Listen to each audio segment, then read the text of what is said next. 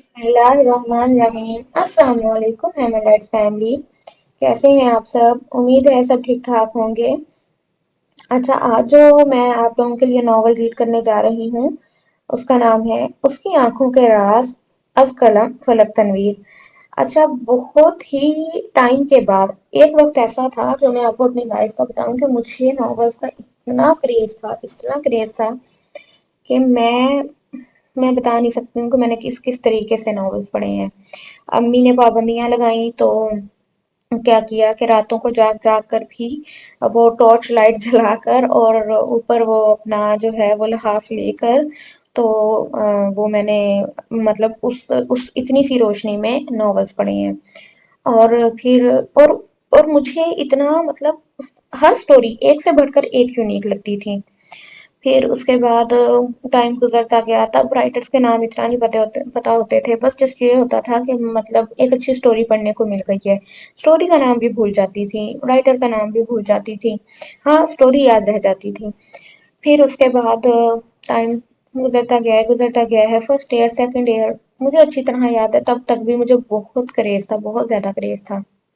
उसके बाद आगे साल गुजरते गए हैं तो तब हमने जो मैंने है मतलब कि ज़्यादा फेमस राइटर्स को पढ़ना शुरू किया। जैसे कंप्लीट कंप्लीट नॉवल की सीरीज हैं, जैसे कि निम्रा अहमद के नॉवेल्स हैं, उमेरा अहमद का पीर कामिल है।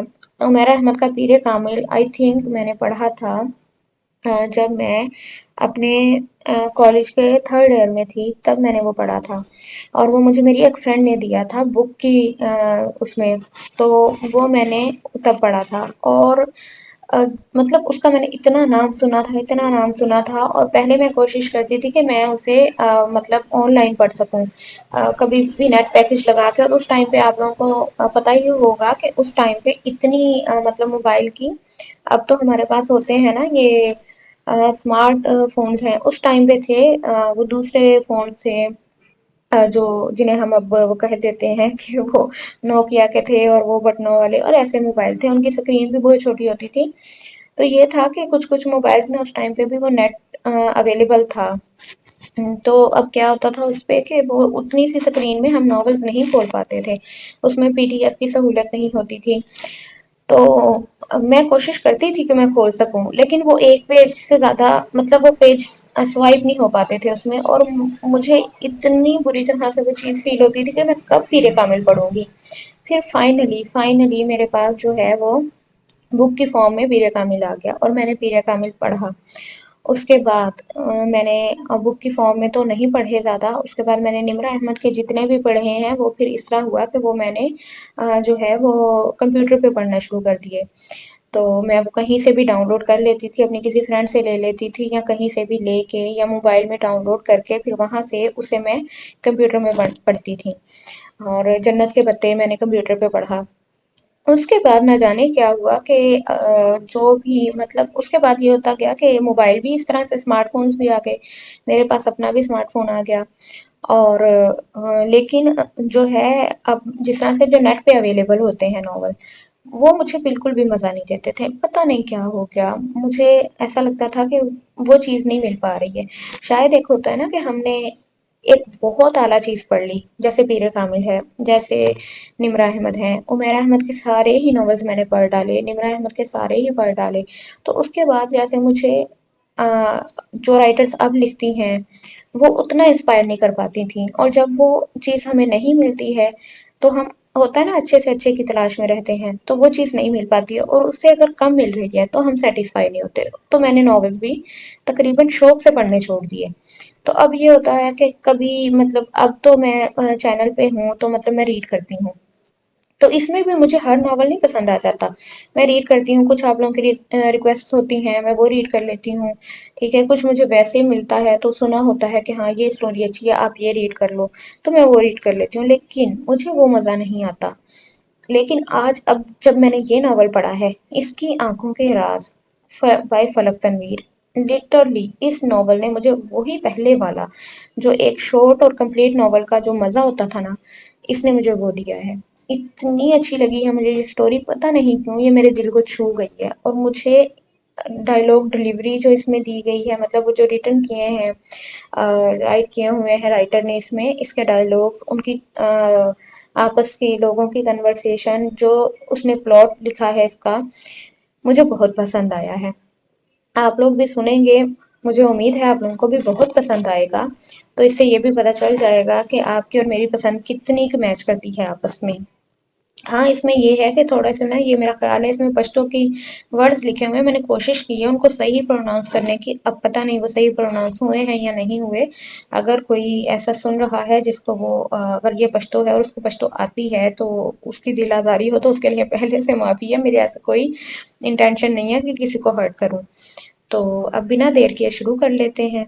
اس کہانی کی ابتدا دو آنکھوں سے ہوئی تھی، گہری سبز آنکھیں۔ ان آنکھوں پہ پلکوں کا سایہ ہوتا تو گہرے محیط اندھیروں سے بھری رات چھا جاتی، اور وہ آنکھیں کھلتی تو ایسا جادو تھا ان میں جس کا کوئی توڑ نہیں تھا۔ جیسے ہر کہانی کا خاصہ ہوتا ہے کہ وہ کئی رنگ بدلتی، کریا کریا پہنچ کر لوک داستان بن جاتی ہیں۔ یہ لوک داستان تو بنی، 50 سالوں تک سنائی تو گئی، لیکن اس میں تبدیلی نہیں آئی۔ سب نے اس کو پوری ایمانداری سے سنا اور اسی ایمانداری سے آگے بھی پہنچایا۔ یوں ہر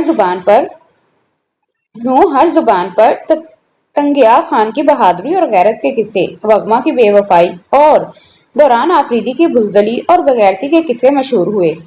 یہ لوک داستان عالم گنج کی کہانی ہے۔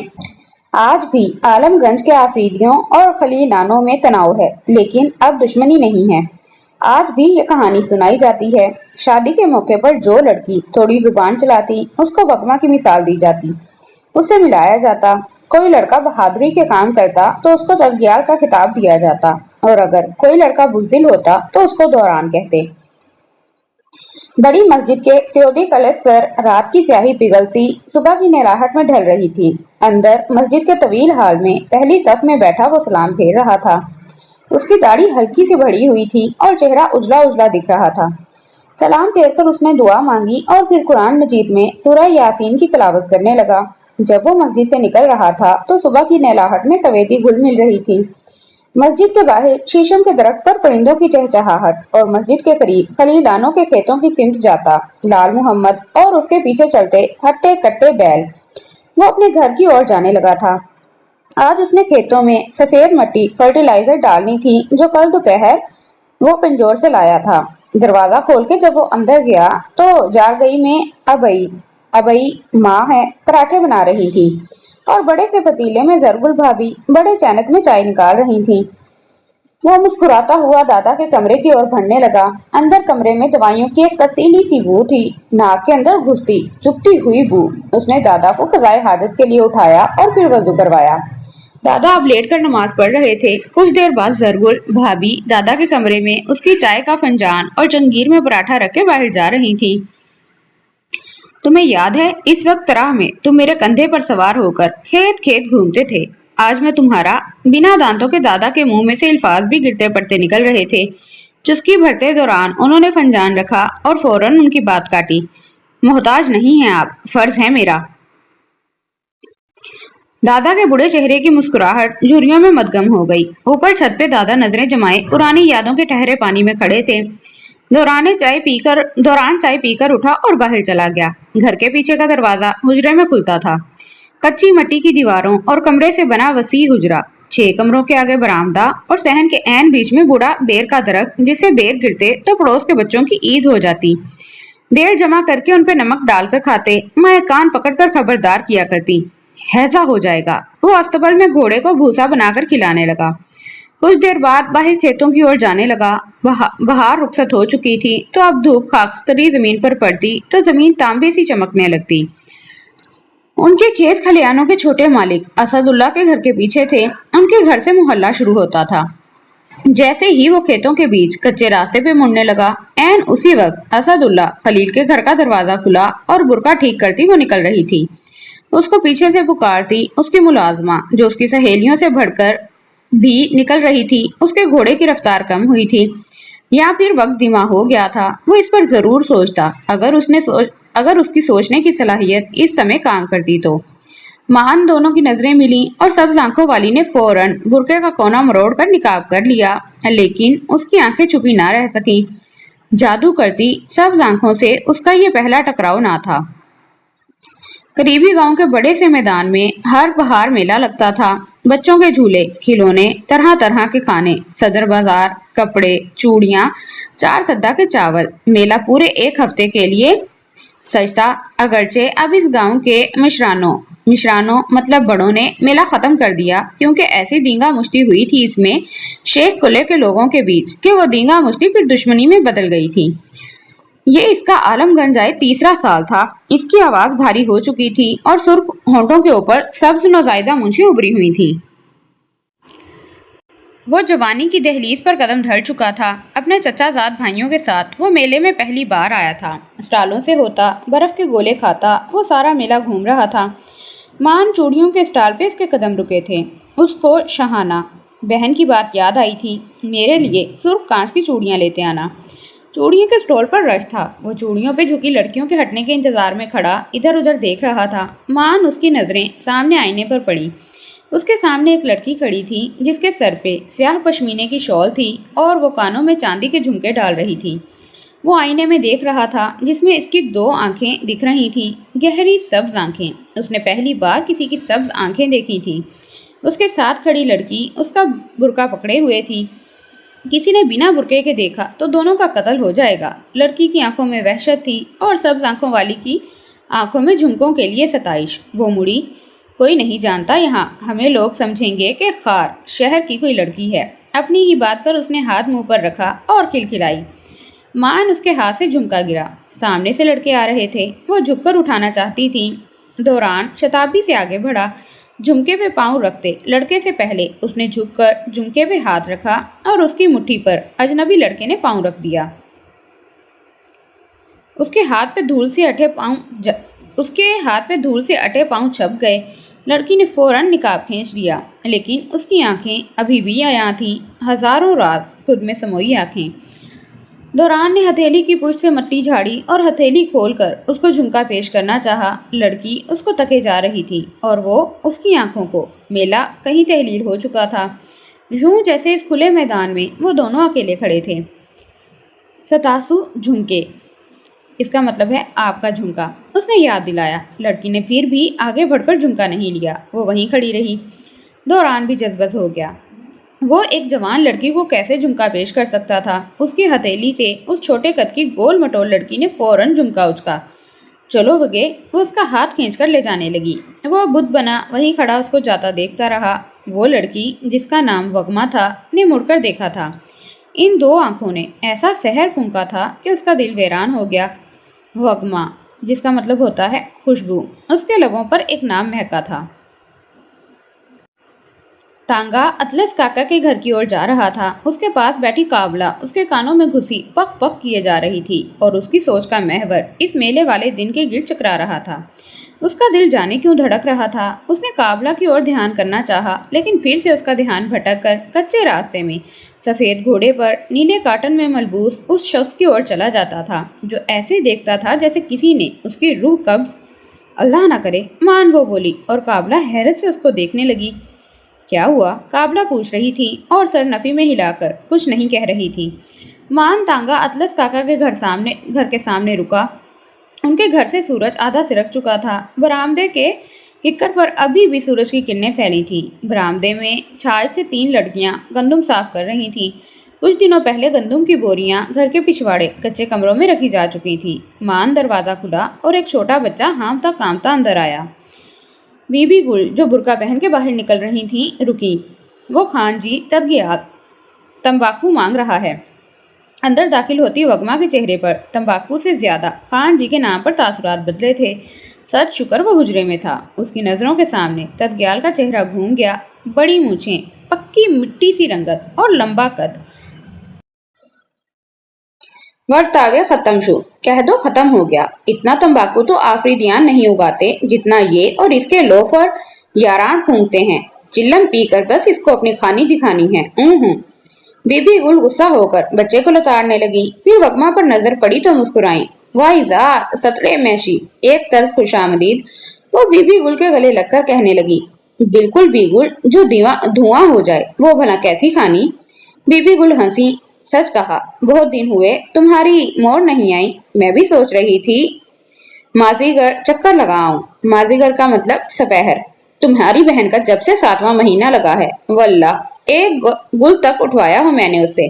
साफ कह दिया कि जब तक बच्चा ना हो इस घर से वो कदम भी ना धरे बाहिर। बीबी गुल उसकी बहन की बाबत कहे जा रही थी। उसके पीछे खड़ी काबलू ने दोनों होंठों को आपस में सख्ती से पेवस्त करके अपनी हंसी दबाई थी।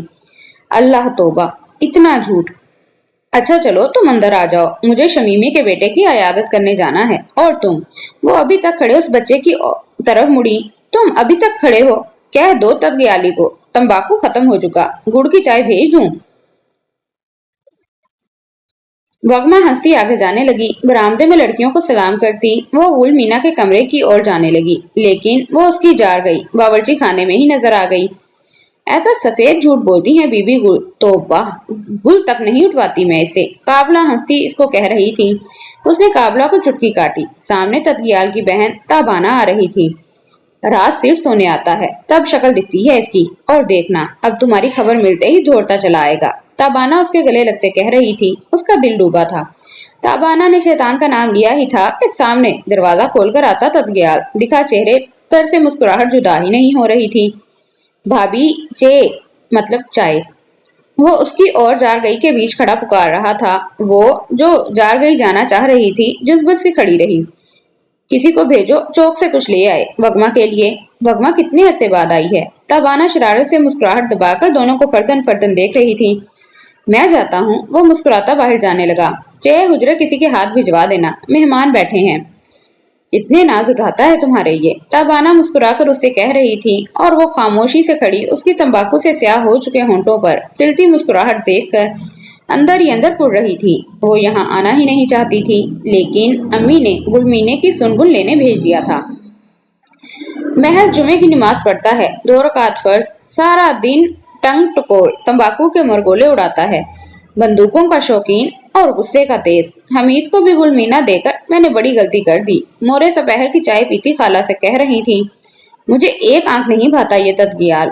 ताउस काका सुसर भी रिश्ता लेकर आए तो मैं तो ना देने वाली वगमा का हाथ। ज्यादा फिक्र मत करो, बीबी गुल को भी कोई शौक नहीं है वगमा का हाथ मांगने का। सुनने में आया है कोफूर ढेरी के हाजी फरीदोन की बेगम के साथ दोस्ती हो गई है बीबी गुल की नजमा की शादी में। उनकी कुंवारी बेटी है ये गोरी चिट्टी। सुना है स्कूल मस्कूल भी गई है। खाला पूरा खबरनामा सुना रही थी। स्कूल जाना कौन सा मुश्किल काम था। ये तो मैं भी वगमा को भेज रही थी। पहले बीबी गुल को मरोड़ उठे थे, फिर उसके बेटों को, और फिर इस टोपक मार यानी कि बंदूक मार तदगियाल को। खुद तो जाहिल गंवार बने अपनी खानी का चूरन बेचते हैं, और मेरी बेटी को स्कूल से रोक रहे थे।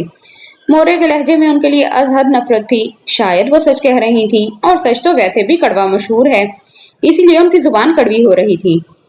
नहीं मांग रही बीबी गुल वगमा का रिश्ता। तुम कौम मकाम में अपना खून मत जलाया करो, और ये हर दिन इसको अतलस लाला के घर भी ना भेजा करो। खाला उनको समझाने लगी। ये तो गुल महीने का आखिरी महीना चल रहा है, इसीलिए भेज दिया था। बीबी गुल के ताने ही खत्म नहीं होते। हर जगह यही कहती हैं कि वाई अल्लाह एक और बेटी। मैं तो उठते बैठते दुआएं करती हूँ कि अल्लाह कोई मौजज़ा कर दे और बेटा हो जाए। ऐसे तवक्कुल और यकीन से कहती हैं कि जैसे ये मौजे तो उसी की दुआओं से होने हैं। कोई अच्छा आए वगमा के लिए तो फौरन हाँ कर देना तुम बस। खाला ये कह के चाय की चुस्की भरने लगी। इन दो भाइयों की अलहदगी होने के पीछे अगरचा जमाना वक्तो ना बीबी वगमा की माँ को कसूरवार गर्दानता था। बीबी गुल हमेशा हर जगह अपनी शानो शौकत के किस्से गाती थी, और हर किसी की हमदर्दी उनके पास थी। लेकिन दर हकीकत यही बीबी गुल का रूप था कि वो जितनी जहरीली थी उतनी ही मीठी थी। उनकी जुबान से शहद टपकता था। असदुल्ला के लिए उन्होंने अपनी बहन का सोचा था कि दोनों बहनें मिलकर राज करेंगी, लेकिन उनकी सास ने अपनी भांजी से रिश्ता कर लिया। उनकी सारी कोशिशें बेकार चली गईं। फिर उनके दरमियान कभी झगड़े होते तो रात को वो मर्दों के कान भर देती, मर्दों के सामने दुखी आत्मा बन जाती। असदुल्ला भाभी के आंसू देखकर अपने बेगम पर बरसने लगते, लेकिन बख्तूना के 1000 बार कहने पर कि ये आंसू मगरमच्छ के हैं, असद ना मानते। यूं रफ्ता रफ्ता जब भी कोई झगड़ा होता कसूरवारान कसूरवारान ही को ठहराया जाता। बहन के वक्त तो उन्होंने सब्र का घूंट पिया, लेकिन जब बात बेटों की शादी की आई तो उन्होंने अपनी भतीजी का सोचा हुआ था। फिर किस्मत ने इनको बख्तूना के ऐन मुकाबिल ला खड़ा किया। वो औरत जो उनकी देवरानी बनकर उनके दिल पर मूंग दलती थी, अब एक बार फिर समझन बनकर लौट आई। उन्होंने खूब एहतजाज किया, लेकिन जब बात मर्दों की मर्जी की आ जाए तो औरतों के फैसले कहाँ सुने जाते हैं। गुल मीना उनके शोहर और सास की पसंद थी। जब उनको यकीन हो गया कि अब उनकी नहीं सुनी जा रही, तो उन्होंने हर घर हर जगह ये जाहिर करना शुरू किया कि वो उनकी पसंद है और वो गुल मीना को पूरी मोहब्बत से ब्याह कर ला रही हैं। अगरचे वो अपने दूसरे बेटे रहीम के लिए भांजी सबा ब्याह कर ला रही हैं, लेकिन वो दोनों में कोई तफरीक नहीं करती। तफरीक तो उन्होंने सच में ना की। अपने कमरे के साथ भांजी का कमरा सजाया, शादी की रात उसको अपने जेवर में से कंगन दिया, हर जगह उसकी तारीफें की कि उनकी भांजी कितनी फरमाबरदार है, उनका कितना ख्याल रखती है। वो कभी गुलमीना की बुराई नहीं करती थी, क्योंकि वो ये काम दूसरों के लिए छोड़ दिया करती।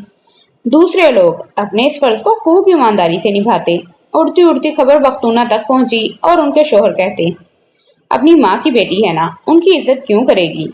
बख्तूना कुड़ती, लेकिन आगे से जवाब ना देती। अब जब मामला उनकी बेटी के ससुराल का था तो उनको हक सच बोलने की कोई आजादी ना थी।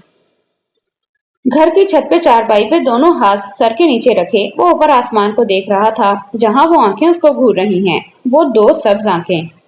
हर बार अधूरी मुलाकात में वो आंखें उस पे एक नया राज आश्कार कर देती थी। जाने कितने राज समोए हुए थी वो आंखें। मेले में मिली तो उसने मोहब्बत का राज जाना, फिर दूसरी बार नहर पर पास से गुजरते हुए देखा तो उस पर यह राज आश्कार हुआ, तो उस पर एक नई मोहब्बत आश्कार हुई। ईद के दिन अपनी छत पर दोनों की नजरें मिली तो उस पर तड़प का राज आश्कार हुआ कि कैसे एक इंसान से आप इतनी मोहब्बत करते हैं कि आपको सुध बुध से महरूम कर देता है। उसकी आंखों के कई राज थे और वो इस एक मोहब्बत के राज के आगे बेबस था। सारी रात उसकी आंखों में कटी, वो आंखें इसको घूरती रहीं। आजान होते ही उसकी आंख खुली, अगरचे आंखें कच्ची पक्की नींद की वजह से सुर्ख थीं। सारा दिन वो मुजहमिल सा रहा। दोपहर जब वो कैलूला करने आया तो उसकी फूफो तरह से आई हुई थी। तुम्हारा बाप तुम्हारी शादी का सोच रहा है। तुम्हारे भाइयों और चचाजाद भाइयों ने तो कम उम्री में शादियां कर ली हैं। एक तुम ही हो जो 27 का हिस्सा पार कर चुका हो। तुम्हारे दादा की भी ख्वाहिश है। अबई इसको प्यार से समझा रही थी। शादी ना करने के पीछे उसकी अपनी ही जिद थी। अबई मुझे शादी नहीं करनी। चांद को पाने के पीछे दीवाना चकोर अपनी औकात जान चुका था। और किस्मत भी, जिस इंसान की हमराही की ख्वाहिश उसने की वो उसको जन्मों जन्मों नहीं मिलनी थी। तुम बताओ, अगर कोई लड़की पसंद हो हम उसके घर रिश्ता लेकर जाएंगे। अगरचे तुम्हारा बाप नहीं मानेगा, लेकिन मैं मनाऊंगी। अम्मी अब उसका हाथ पकड़कर उसे नरम लहजे में पूछ रही थी। कोई फायदा नहीं अबई, वैसे ही अपनी जुबान खराब करने जैसा है। अबई ने रुक कर उसकी आंखें पड़ी। अच्छा, तो वो खलीलानों में से है? किसकी बेटी है? उस चकोर ने चांद की तमन्ना छोड़नी नहीं थी, ये तय था। चकोर की आंखों में चांद की चांदनी आन बसी तो वो अंधा हो गया। असदुल्ला की बेटी है। उसकी आवाज धीमी थी। बेटा, फुप्पो की बेटियां भी तो हैं ना, एक से बढ़कर एक। आपने लड़की का पूछा, मैंने बता दिया, बस ये कहकर वो उठा था। अबई पीछे हक धक रह गई। वो वाकई चकोर बन चुका था। वो लड़की हूर सी थी, कभी उसकी नहीं होनी थी, और इसका मतलब था कि वो कभी शादी नहीं करने वाला था। उनका दिल दुख से भर गया। उसकी इतनी हिम्मत कि उसने वगमा के लिए रिश्ता भेजा। तत्याल का चेहरा सुर्ख हो रहा था। गुस्से से उसकी आवाज मजीद दबदबे वाली हो जाती थी। रात का खाना खाया जा चुका था और अभी सहन में चारपाइयां ठीक की जा रही थी। कहवा लाती गुलमीने के हलक तक कड़वाहट फैल गई। किस हद से वो ये कह रहा था? सुबह ही तो बीबी गुल उसको साफ जता के कह चुकी थी कि अपनी बहन ब्याह कर, जब उसने इस घर पे राज नहीं किया मिलकर, तो ये वो इन दोनों बहनों को कैसे करने देंगी। जिस घर में बेर हो पत्थर आ ही जाते हैं। इसमें कोई बुरी बात नहीं है कि उन्होंने रिश्ता भेजा है। दौरान तो नेक सालेह लड़का है, अगर वो हाँ कर भी दें तो। बीबी गुल नरम लहजे में मुस्कुरा कर उसको समझाने की कोशिश कर रही थी। ऐसे कैसे कोई भी इस बेर पर पत्थर मारेगा जो मेरा नसीब है मोरे। आंखें निकालकर हथेली में दे दूंगा अगर किसी ने मेरी गैरत को आंख उठाकर भी देखा। वो मेरे नाम पर बैठी है। उसका गुस्सा किसी तौर कम नहीं हो रहा था। सामने अतलस खान बैठा था, लेकिन उसकी आवाज फिर भी ऊंची थी। दाजी के सामने चीख रहे हो? हमीद ने गुस्से से उसको टोका था। कौन से नाम पर बैठी है। उसकी माँ तुम्हें वगमा का रिश्ता देना भी नहीं चाहती। समीने को बता रही थी कि इस टोपक मार को मैं अपनी बेटी का रिश्ता दूंगी। बीबी गुल बख्तूना की हूबहू नकल उतार कर बताने लगी। बीबी गुल, ऐसी कोई बात नहीं कही है मेरी माँ ने। आप बिला वजह सुनी सुनाई बातें गलत मौके पर बोलती हैं। गुल मीने को अपनी माँ का यूं जिक्र करना एक आंख न भाया था। राशा कना दी ता ओ गोरा, उसको देखना। अब सच बात की है तो मिर्चें लगी है ना। यही कहा है तुम्हारी माँ ने। कहती है एक ब्याह कर पछता रही हूँ। क्यों पछता रही हैं? यहाँ हमने तुम पर हल चलाए हैं, जुल्म के पहाड़ तोड़ दिए भला। पछता तो मैं इस हालत में भी नहीं रही कि हर वक्त तुम मुझे जवाब देती हो, बात बात पर बिला वजह बातें सुनाती हो। मैंने कभी तुम्हारे शोहर के कान भरे? कभी ताने दिए बेटे के? मैं ही गलत हूं ना, मैं ही झूठी हूँ। बीबी गुल रुंधी आवाज में कह रही थी। आखिरी जुमले पे रो ही पड़ी। उनकी हिस्सियां बन गईं। हमीद अब गुलमीना की तरफ मुड़ा था। वो चीखकर उससे पूछ पूछ करने लगा था। टोपक मार हूं ना, अब इस टोपक पर ये रिश्ता पक्का करता हूं मैं। ये कहकर तदग्याल अपने कमरे की ओर भागा था। रोती हुई बीबी गुल ने रुककर उसको देखा था और अगले ही पल वो उसके पीछे भागी थी। खुदा और रसूल पाक खातिर खुदा और रसूल की खातिर रुको, वो उसको रोक रही थी। जो उन्होंने सोचा था वो सब बेकार जाने लगा था। वो तो मर्दों को भड़काकर वगमा और वक्तूना से बजन करके अपना रास्ता साफ करना चाहती थी। लेकिन यहाँ तो सब उलट हो गया था। ये टोपक मार अब टोपक के जोर ऐलान करने लगा। मैं गप करूंगा और फिर देखता हूँ कि कौन इस घर की ओर नजर उठा के देखता है। उसके पीछे बाकी सब घर वाले भी भागे थे। अगली सुबह पूरे आलमगंज में ये खबर फैली थी कि तदगियाल ने गप किया है। ये खबर जब दौरान तक पहुंची तो उसकी अबई दुख से मुस्कुराई थी। उन्होंने कहा था कि सोचकर बताएंगे। मुझे तो काफी उम्मीद थी। वो खामोशी से उठा था। घोड़ा लेकर वो नहर के कगर पर घोड़ा दौड़ाने लगा था। सारी रात खलीलानों के हुजरे से टप्पों और रुबाब की आवाजें आती रहीं। एक हफ्ते बाद उसकी मंगनी होने वाली थी। इज्जत के साथ रिश्ता लाए थे वो, ऐसे बेइज्जती से गप करने की मेरी बेटी मुस्तहिक ना थी। बीबी गुल मिठाइयों के टोकरे सामने रखती। बीबी गुल की मुलाजमा पीछे हटी। बीबी गुल का चेहरा सपाट था। हर बार वो इस औरत से क्यों हार जाती हैं, वो कुड़ के सोच रही थी। मुस्तहिक तो वो मेरी बहू बनने की भी नहीं थी। माफ करना, लेकिन अपनी माँ की बेटी है ना, किसी का भी हक खाने के गुण जानती है। उनका लहजा तंजिया लेकिन आवाज मध्यम थी। बख्तूना ये कहना चाह रही थी कि वो अपनी माँ की तरह बदकिस्मत थी, लेकिन उनको खामोश रहना पड़ा। पहले एक बेटी की बात थी, अब दो हो गई। गुलमीने बता रही थी कि अब हमीद उससे ठीक से बात भी नहीं करता। ऐन उसी वक्त मर्द अंदर दाखिल हुए थे। उन्होंने रिश्ता मांग लिया और अब मंगनी की तारीख रख रहे थे। नीचे खिड़की से लगी काबलू ने सुना, अगले हफ्ते को।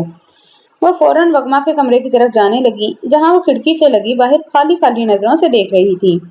तो उसकी किस्मत में तदगियाल लिखा गया था, जिसकी सांसों में तंबाकू की खुशबू बसती थी। उसके दिल पर तो उस शख्स का कब्जा था जो सफेद घोड़े पर अपने खेतों में जाता था। वो नीले कॉटन सूट में स्याह वास्किट पहने, सभी चेहरे वाला। कितनी बदकिस्मत थी वो। पिछले दिन तो उससे पूछा गया था, तुम्हें इस रिश्ते पर एतराज तो नहीं? बहुत प्यारा लड़का है वगमे, बिल्कुल शहजादा। मोर उससे पूछ रही थी और उसके दिल की धड़कनें उथल पुथल हुए जा रही थी। उसका चेहरा गुलाल हुआ। बस एक मसला है। मसले का सुनते ही उसका चेहरा मुतगय्यर हुआ। इसको मसले से तो बस उसी तदगियाल का नाम याद आता था। मोर ने मुस्कुराहट दबाकर उसको देखा। बस तुम्हें ये लंबी लंबी रोटियां पकानी पड़ेंगी और उनकी जुबान भी समझ नहीं आएगी। वो सब आपस में तुम्हारी बुराइयां कर रही होंगी और तुम होंकों की तरह उनको तकती जाओगी। उसका मुतरज्जिम होगा ना मोर जाने। दासा खबरे कोए, ये कैसी बातें कर रही हो? कावला ने उसको टहोका मारा। उसका चेहरा आन की आन में अनारी हो गया। वो फौरन उठी और बाहर को भागी थी। ओ शर्मिदा, शर्मा गई। बख्तूना ने दुपट्टे का पल्लू मुंह पर रखकर कहकहा रोका था। काबलू भी हंसती हुई उसके पीछे भागी थी। वो ऊपर सीढ़ियां चढ़ती जा रही थी। कांपती कांपती जब वो ऊपर पहुंची तो उसने कच्ची चारदीवारी में किए गए 4 सुराखों में से झांका था। वो खेत में खड़ा कुदाल से काम कर रहा था। मान रुका। सूरज की तेज रोशनियां उसके रोशन चेहरे पर पड़ती उसको मजीद रोशन किए जा रही थी। रुक कर उसने माथे पर आया पसीना साफ किया था। वगमा को मोहब्बत हो गई है। पीछे से काबलू ने सरगोशी की और उसने मारे डर कर दिल पर हाथ रखा। मोहब्बत अभी कहाँ हुई थी? मोहब्बत तो हो चुकी थी कब की। اس کی منگنی ہو چکی تھی۔ تدگیال نے خوب پیسہ اڑایا۔ ایسی شاندار دعوت آس پاس کے کسی بھی گاؤں میں نہ دی گئی تھی۔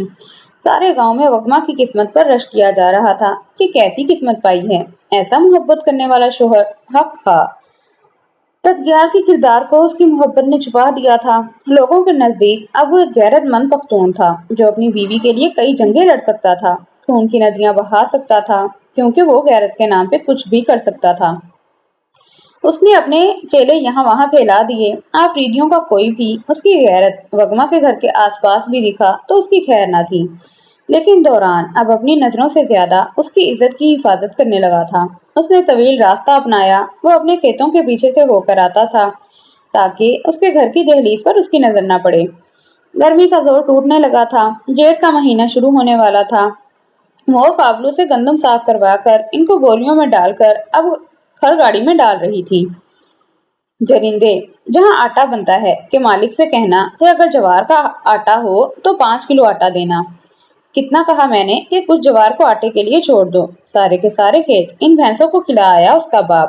مور کی تیوریاں چڑھی ہوئی تھی۔ ایسے میں دروازہ کھلا اور ایک بچی کا ہاتھ تھامے اور دوسرے کو کندھے پہ لٹکائے گلمینے اندر داخل ہو رہی تھی۔ اس کے چہرے کے تاثرات بتا رہے تھے کہ کچھ بڑی خبر لے کر آئی ہے۔ ماں اور وگما سے مل کر اب وہ مور کے کمرے میں بیٹھی شربت پی رہی تھی۔ شادی کی باتیں ہو رہی ہیں آج کل گھر میں، شاید اس سرما تاریخ مانگنے آ جائے مورے۔ بی بی کل آج گئی تھیں اکبر زرگر کی دکان، 15 تولے زر کا کہہ کر آئی ہیں۔ سارے محلے میں بات پھیلا دی ہے انہوں نے۔ کیا ملتا ہے انہیں یہ ہر بات یوں پھیلانے سے؟ گلمینے کا لہجہ بیزار تھا۔ ہمدردی سے بیٹھنا چاہتی ہے۔ لوگ 2 چیزوں پر بہت جلدی اعتبار کر لیتے ہیں، آنسو اور کہانی کے کردار کی زبانی کہانی سننا۔ مور کے چہرے پر ایک طنزیہ مسکراہٹ پھیل گئی۔ اور تمہیں کتنی بار کہا ہے کہ مردوں کے سامنے جواب مت دیا کرو، خاموش رہا کرو، تمہارا قصور ہو یا نہ ہو۔ مردوں کے سامنے اپنے حق کی بات کرو گی تو جواب دینے والی مشہور ہو جاؤ گی۔ ہو مورے، وہ بھی تو زیادتی کرتی ہے نا، گلمینے منمنائی۔ پرانی دشمنی جو ہے، خیر تم یہ چھوڑو، کل ہمارے ساتھ پنجور چلی جاؤ، وگما کے کپڑے لینے ہیں۔ مور نے بات سمیٹی۔ وگما جو ابھی تک خاموش بیٹھی تھی اٹھی اور باہر جانے لگی۔ کچھ دیر بعد گلمینے اس کے پیچھے چلی آئی۔ وہ سیڑھیوں پر ہاتھوں کے پیالے میں چہرہ گرا رکھے خاموش سی بیٹھی تھی۔ تم خفا ہو؟ گلمینے اس کے چہرے پہ جواب ڈھونڈ رہی تھی۔ پتہ نہیں، دل خالی خالی ہے۔ کیا اس کو خفا ہونا کہتے ہیں؟ مڑ کر اس نے گلمینے کو دیکھا تھا۔ دل تو تب خالی ہوتا ہے جب کسی چاہنے والے کو دفنا کر اس کی جگہ خالی کر دی ہو۔ جن کو ہم چاہتے ہیں وہ تو دفن ہو کر بھی کبھی دل کی سرزمین نہیں چھوڑتے۔ اس کی خالی خالی آنکھوں میں یاسیت تھی۔ گلمینے جو اس کو دیکھ رہی تھی دفتن سر جھٹک کر ہلکا سا مسکرائی۔ تو تمہیں اس آفریدی سے محبت ہو گئی تھی؟ پتہ نہیں، بس مجھے تدگیال نہیں پسند۔ پیار کرتا ہے تمہیں وہ، دیوانوں کی طرح چاہتا ہے۔ دیوانگی ہے گلمینے، محبت نہیں۔ وہ استہزائیہ ہنسی تھی۔ رات کے اس پہر تاروں کے جھرمٹ میں اکیلا چاند اونگ رہا تھا۔ حجرے کے اس کچے کمرے میں ایک عدد زرد بلب جل رہا تھا۔ اندر مردوں کی محفل میں ایک لڑکا مٹکا بجا رہا تھا اور اس کے ساتھ بیٹھا ایک اور آدمی رباب بجا رہا اور ٹپے گا رہا تھا۔ اوپر چارپائی پر گاؤ تکیے کے سہارے بیٹھا تدگیال خان، دوسری جانب اس کے بھائی وغیرہ بیٹھے تھے۔ کمرے میں چلم کا کسیلا دھواں چکرا رہا تھا۔ مان، ایک چھوٹا بچہ چائے لے کر اندر داخل ہو رہا تھا۔ تدگیال کے چہرے پہ مسکراہٹ تھی جو منگنی کے بعد اس کے چہرے پہ سے جدا ہی نہیں ہوتی تھی۔ ایک روشن چہرہ اس کی آنکھوں میں گھوم رہا تھا۔ سیڑھیاں چڑھتی وگما، اس کی پشمینے کی شال۔ مان، حجرے کی دیواریں تحلیل ہوئیں اور وہ اس منظر کا ایک بار پھر سے حصہ بن گیا۔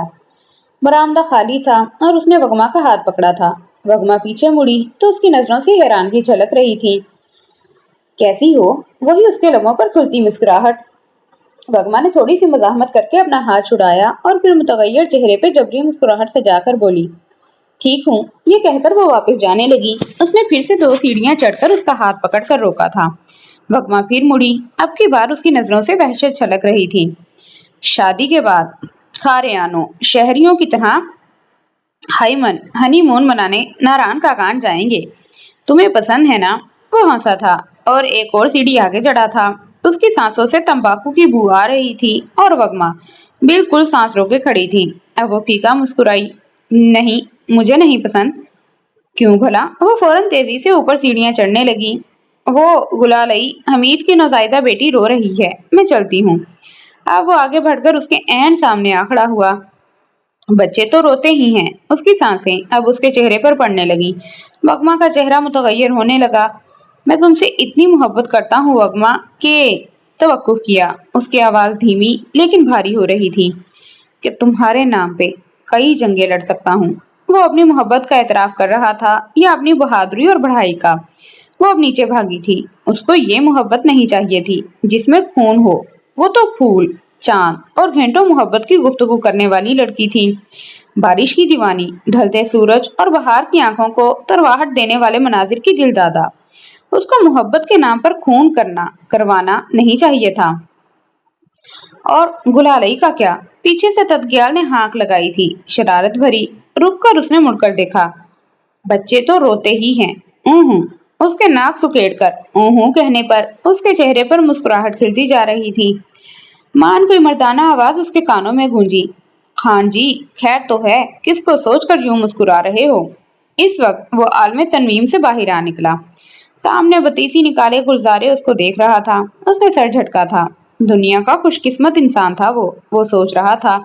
खुशकिस्मती के लिए जिद्दी होना चाहिए और अपनी जिद पाने का जिगरा भी, उसने सोचा था। पक्की आवाज वाला मुगन्नी वैसे ही टप्पे गा रहा था, गाता ही जा रहा था। पूरे 10-12 डाकुओं का अगर वो है, ये लंबे तड़ंगे मर्द। रात को दरवाजा बंद किया करो, किसी एक बंदे को चौकीदारी पर बिठाया करो। वो नाई बता रहा था कि उसके गांव में एक घर का सारा जेवर भी ले गए और उसकी छोटी बेटी को भी उठा कर ले गए। इज्जत भी गई और जेवर भी। रुखसाना पड़ोसी चारपाई पे बीबी गुल के ऐन सामने बैठी उसको खबरनामा सुना रही थी। बीबी गुल हंसी थी। ये लोग भी ना तरह तरह की बातें बनाते हैं। डाकुओं की अफवाह उड़ाई जाती है। ये रातों को खेतों में चोरी करने वालों के लिए, ऐसा कुछ भी नहीं है। और इस गांव में मर्द के बच्चे नहीं रहते क्या? उनकी इज्जत उठा कर ले गए और वो खामोश बैठे हैं। बीबी गुल, सियाने कहते हैं लोग इन लो साए कहते हैं लोग इन लोगों को स्याह बक्कल मारे आते हैं, किसी साए की तरह। पूरे पीरान जिन्नात हैं। रुखसाना की आंखों में वहशत थी। शागई की बस में बैठे होते हैं घात लगाए अपने शिकार ढूंढने। उस दिन यूसुफ खान के लोग बैठे थे बस में ढूंढने, लेकिन पूरे बस में ना ढूंढ पाए। उनका ठिकाना कहाँ होता है, किसी को खबर नहीं। स्टॉप पर सफेदे के झुंड से अब लोग खौफ के मारे दोपहर के बाद गुजरते भी नहीं। बीबी गुल ने ऊँ किया था। इस स्टॉप के इर्द गिर्द सफेदे का एक तवील सिलसिला था और गांव की आबादी दूर थी।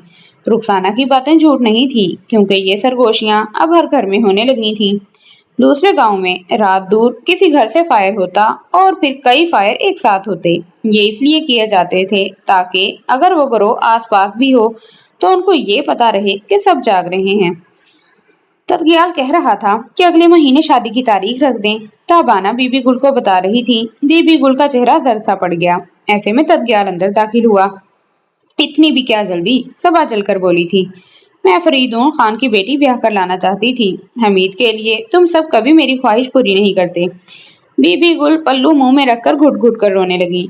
मोरे, क्यों रो रही हैं आप? कौन सी बात नहीं मानी हमने? तदग्याल माँ के कंधे पर हाथ रखकर उनको दिलासा देने लगा। फरीदून खान की बीवी को जुबान दी थी कि तुम्हारी बेटी ब्याह कर लाऊंगी, और तुमने न मेरी जुबान की लाज रखी न ख्वाहिश की। उन्होंने आंसू पहुंचे मुड़कर इसको देखा। अभी भी वक्त है, सिर्फ मंगनी ही हुई है ना, तोड़ दो। मैं ऐसे धूमधाम से तुम्हारी मोरे, वगमा को मैं कभी नहीं छोड़ सकता। उसके लहजे में कतियत थी। बीबी कुछ लहजे के लिए खामोश हो गई, फिर बोली तो उनका लहजा बदला हुआ था। और अगर वो छोड़ दे तुम्हें तो पहले उसको मारूंगा, फिर उस शख्स को जिससे उसकी शादी होगी। अब वो मेरी गैरत है। सख्त लहजा और आंखों में तपिश, यूं जैसे वगमा उसको वाकई में छोड़कर जा चुकी हो। बीबी गुल खामोश हो गई। शादी की तारीख रख दी गई थी, अगले महीने की पहली तारीख। मौसम बदलने लगा था। सर्दी धरती पर अपने कदम धर चुकी थी। सूरज की रोशनी में खुमार होता। जैसे ही सूरज थोड़ा आसमान के बीच आ जाता तो सहन में चारपाइयां खींच ली जाती थीं। शादी का घर सजने लगा था। दीवारें रंगी जा रही थीं। बाहर तवील मट्टी की दीवार पर शादी मुबारक रंगसाज ने सफेद चूने से लिखा था। अनजान लोगों को ताजा चूने वाली दीवारों से यह अंदाजा हो जाता था कि इस घर में शादी होने वाली थी। और फिर मेहंदियों का तवील सिलसिला। شادی کے ہفتے پہلے خاندان کے لوگ ہر رات باری باری دلہا کو مہندی لگانے آتے تھے۔ رات کو کھلے صحن میں خواتین ناچتی، ٹپے گاتی، ڈھولک بجاتی، حجرے میں مرد چلم پیتے اور ہر رات ٹنک ٹکور کی محفل سجتی۔ اس دن جب صبح خاندان کے مرد جمع ہو کر شادی کے پکوانوں کے لیے لکڑیاں کاٹ رہے تھے، اسی دن بی بی گل نکل گئیں۔ اطلس نے ان سے زرگر سے زیورات کی بابت پوچھنے کا بھی کہہ دیا تھا کہ اگر تیار ہو تو وہ کل لینے آ جائیں گے۔ شام کی نیلگوں روشنی جب چھانے لگی تو بی بی گل روتی ہوئی آئیں۔ گلے کا ہار اور کنگن بنا چکا اکبر زرگر، میں نے سوچا لیتی ہوئی چلوں، کیونکہ بار بار صدر کے چکر لگائیں گے سب۔ راستے میں دھیان ہی نہیں رہا، کہیں گر گئے۔ خوب دیکھا، لیکن جانے آسمان نگل گیا یا زمین کھا گئی، وہ روتے ہوئے کہہ رہی تھی اور اطلس کا چہرہ سرخ ہو رہا تھا۔ وہ بار بار گلے پر ہاتھ رکھ کر بول رہی تھی، یوں جیسے کسی نے گلے میں پھانسی کا پھندا ڈالا ہو یا گلا زخمی ہوا ہو۔ پہلے تم یہ بتاؤ، تم اکیلی گئی ہی کیوں؟ داجی بی بی گل سے غصے سے استفسار کر رہے تھے۔ بی بی گل روتی رہیں۔ انہوں نے ہچکیوں کے درمیان بتانا چاہا کہ رخسانہ نہیں تھی۔ داجی ان پر غصہ ہوتے رہے۔ وہ اس بات پہ غصہ تھے کہ اتنے کم عرصے میں کیسے زیور بنیں گے۔ میں اپنے زیور میں سے دے دوں گی اگر شادی تک نہ بنے تو، بی بی گل روتی ہوئی کہہ رہی تھی۔ یہ خبر جب بختونہ تک پہنچی تو ان کے چہرے پہ طنزیہ مسکراہٹ پھیل گئی۔ خود ہی گرائے ہوں گے یا چرا کر تابانہ کے لیے رکھ دیے ہوں گے۔ ہضم نہیں ہو رہا تھا میری بیٹی کے اتنے تولے کا زیور، مکار عورت۔ مورے، آپ اب زیادتی کر رہی ہیں، وہ اتنا رو رہی تھی۔ وگما ناشتے کے لیے گندم دھو رہی تھی، مڑ کر بختونہ کو کہنے لگی، مکار عورتوں کے آنسو کبھی سچے نہیں ہوتے۔ مہندی کا سلسلہ ختم ہو چکا تھا اور اب شادی کا ہفتہ شروع ہو چکا تھا۔ دوسرے گاؤں سے خالائیں، پھوپھیاں، ان کی بیاہی گئی بیٹیاں، دور کے رشتے دار آ رہے تھے۔ زنانہ گیٹ پر بچوں کا ایک جمع غفیر جمع تھا۔ مردوں کے لیے مختص گیٹ بند کر دیا گیا تھا، جو اب جنج کے دن وگما کی ڈولی کے لیے کھولنے والا تھا۔ جوڑے والے دن موسم بہت اچھا تھا۔ چمکتے سورج کے ساتھ ہلکی ہلکی ہوائیں بھی چل رہی تھیں۔ شام کو وگما کے گھر کے عین تابانہ کھڑی وگما کے بری کے جوڑے دکھا رہی تھی۔ اندر کمرے میں وگما کے ساتھ اس کی مدرسے والی سہیلیاں بیٹھی کھڑکی کے پار ستائشی نظروں سے اس کی بری دیکھ رہی تھی۔ سلما ستاروں سے مزین دوپٹے، یہ پشمینے کے شال، بنارسی جوڑا، اتنے سارے زیور۔ اپنی ہتھیلی کے بیچ مہندی کی ٹکیا اور مہندی رچے انگلیوں کے بوروں کو گھورتی وہ اپنی اس گڑیا کے بارے میں سوچ رہی تھی جس کے لیے اس نے مصطفیٰ جانے سہیلی کے گڈے سے شادی کا سوچا تھا، لیکن تابانہ نے رو رو کر اس سے اپنے گڈے کے لیے مانگا اور اس کی ماں نے ڈپٹ کر اس کو دیا تھا۔ گڑیا دیتے وقت اس کا دل اتنا بھرا ہوا تھا اور اب اس کا دل بالکل خالی تھا۔ مان وہ مسکرائی۔ اس کو وفا اور بری ایمانداری کے ساتھ اپنے آگے کی زندگی گزارنی تھی۔ اس کی اپنی رگوں میں بہتے پختون خون کی لاج رکھنی تھی۔ ساری رات وہ اپنے کمرے میں قابلو کی باتیں سنتی رہی۔ وہ اس کو ادھر ادھر کی سنی سنائی باتیں سنا رہی تھی۔ جب خوب تھک چکی تو آخر میں وہ رو پڑی، تم چلی جاؤ گی وگما اور میں یہاں اکیلے رہ جاؤں گی۔ وگما جو اپنے خیالوں میں گمسم بیٹھی تھی فوراً اس کی اور پلٹی تھی۔ پگلا گئی ہو کیا؟ رو مت، پاس ہی تو ہوں، آ جایا کرنا مجھ سے ملنے، بلکہ تم میرے ساتھ آنا۔ قابلو کو گلے لگائے وہ تسلیاں دے رہی تھی۔ اس بیچاری کی ہچکیاں بن گئیں۔ پھر ساری رات وہ دونوں بچپن کی باتیں کرتی رہیں، کیسے قابلو اپنی مرحومہ ماں کے ساتھ ان کے گھر پہ کام پہ آتی تھی اور بعد میں اپنی ماں کی وفات کے بعد ان کے گھر کے کام کرتے کرتے ان کے گھر کا ایک حصہ بن گئی۔ وہ زیادہ تر یہاں ہوتی تھی، کبھی کبھی اپنے گھر چلی جاتی تھی۔ اگلے دن نقریزے مہندی تھی۔ پہلے لڑکی کو مہندی لگانے لڑکے والے آتے اور پھر لڑکی والے لڑکے کو۔ چونکہ دونوں کا ایک ہی مشترکہ خاندان تھا سو دونوں کے ہاں ایک ہی مہمان جانے والے تھے۔ شام کو جب نیلگوں روشنی پھیل چکی تھی تو ان کے گھر میں بڑا شور و غل تھا۔ کچے صحن میں چارپائیاں تھیں اور رنگ برنگے دوپٹوں کی بہتات۔ عورتوں کے کہکہوں کے بیچ ٹپوں کی اونچی آوازیں اور تالیوں کے بیچ گول دائرے میں رقص کرتی لڑکیاں۔ کچھ دیر بعد اس کو باہر نکال کر چارپائی پر بٹھایا گیا۔ اس نے گھونگھٹ نکالا ہوا تھا اور اس کا سر جھکا ہوا تھا۔ خاندان کی خواتین اس کو مہندی لگا رہی تھیں۔ کچھ دیر بعد جب وہ اپنے کمرے میں گھونگھٹ ہٹا چکی تھی تو اس کے گھر سے مہمان تتکیال کے گھر جا چکے تھے۔ بختونہ اس کے پاس رکنا چاہتی تھی لیکن ان کو گلمی نے ضد کر کے لے گئی۔ اس کے پاس قابلو ہی رہ گئی۔ تمہاری ساس واللہ بڑی دوگلی عورت ہے۔ وہ دونوں باہر برآمدے میں بیٹھی گرم شال اوڑے چائے پی رہی تھی۔ रुखाने बीबी को कह रही थी कि बचपन ही से मैंने तदग्याल के लिए वगमा का सोच रखा था। अपनी बेटी है, मारेंगी भी तो छांव में रखेंगी, और दोनों बहनें होंगी तो कम अज कम मेरे बेटों में इत्तेफाक तो होगा, बंटवारे से तो बच जाएंगे। मड़ा, चुप कर जाओ, तुम भी मोरे की तरह हर वक्त बीबी गुल की बुराइयां करती रहती हो। पता नहीं इस घर के हर फर्द को उनसे भला बैर क्यों है। उसने काबला को घूर कर देखा था। तुम्हें भी मीठी उंगली चटवा कर राम कर लिया उन्होंने। अल्लाह तौबा। काबला हंसी थी और अगले ही लम्हे उसकी हंसी थपी थी और अगले ही लम्हे उसकी हंसी थमी थी। मट्टी की देव हैकल दीवारों पर चार मर्द चढ़कर चल रहे थे, स्याह बुक्कल मारे, यूं जैसे मौत के फरिश्ते हों। काबला के हाथ से चाय का फंजान गिरा था और उसके मुंह से सरसराती हुई आवाज निकली थी। वग में चार मर्दों की तादाद में इजाफा हुआ। चार कूदे और दो मजीद चढ़े थे। वगमा ने काबला की वहशत ज़दा नजरों की तकलीद में देखा और अगले ही पल थरथराती काबला का हाथ पकड़ा और उसको खींचती अपने कमरे की ओर भागी थी। उसको भागता देख आहिस्ता आहिस्ता आते स्याह बुक्कल मारे आदमी भी तेजी से उसके पीछे भागे थे। अंदर कमरे में जाकर उसने जैसे ही चटकनी चढ़ानी चाही, एक मर्दाना हाथ उसके हाथ पर पड़ा था और दूसरा हाथ उसके मुंह पर। वो हंसा था। बुढ़िया ने सच कहा था, हूर है पूरी। स्याह बक्कल मारे आदमी कह रहा था। उसकी आंखें फटती जा रही थीं। उसके मुंह पर उसकी चीखें रोकने के लिए रखे गए हाथ के पार उसकी चीखें घुट घुट कर निकल रही थीं। बाकी आदमी आसपास के कमरों की तलाशी ले रहे थे। कुछ उठाने से पहले किसी ने गोली चलाई थी और अगले ही पल सब बाहर की ओर भागे थे। जिस शख्स ने उसका हाथ पकड़ा था उसने वगमा को उठाया और बाहर की सिमत भागा था। पीछे काबला की दहशतनाक चीखें थीं। वगमा! रात की स्याही में जब सुबह शादी की सफेदी घुलने लगी थी तो वो दादा के कमरे में उनको वजू करवा रहा था। दरवाजा खुला और जरताज भाभी ने उसका नाश्ता रखा और बाहर चली गई। वो नाश्ता करने लगा। जब दादा नमाज पढ़ चुके तो धीमे अंदाज में कहने लगे, शादी कर लो बच्चे, तुम्हारी शादी हो तो शायद मुझे सुकून भरी मौत नसीब हो। मेरे लिए कर लो। दादा कह रहे थे। उसकी नजरें ऊपर छत पर टिकी थीं। दादा, अब आपकी भी हर बात में शादी का जिक्र होने लगा है, उसने खफगी से पूछा था। मरियम की बेटी से शादी कर लो। दादा हनूज ऊपर छत पर नजरें जमाए हुए थे। वो चाय अधूरी छोड़कर बाहर निकलने लगा। अस्तबा लाकर उसने अपना घोड़ा निकाला और खेतों की ओर जाने लगा। अधूरी मोहब्बत का दुख उसको किसी दीमक की तरह खाने लगा था। वो इतना खामोश रहने लगा था कि भाइयों और चचाजाद भाइयों की महफिल में भी उसकी खामोशी सब महसूस करने लगे थे। पूरे आलमगंज में अब शादी का शोर था। रात देर तक खलीलानों के हुजरे से टप्पों का और घर से औरतों का शोर खूब सुनाई देता था। ये जुमे की बात थी। वो नमाज पढ़कर अपने खेतों की तरफ जाने लगा था। रात के वक्त वो अपने साथ बंदूक लेकर जाता था, क्योंकि गन्ने के खेतों में कभी कभी गीदड़ आ जाते थे।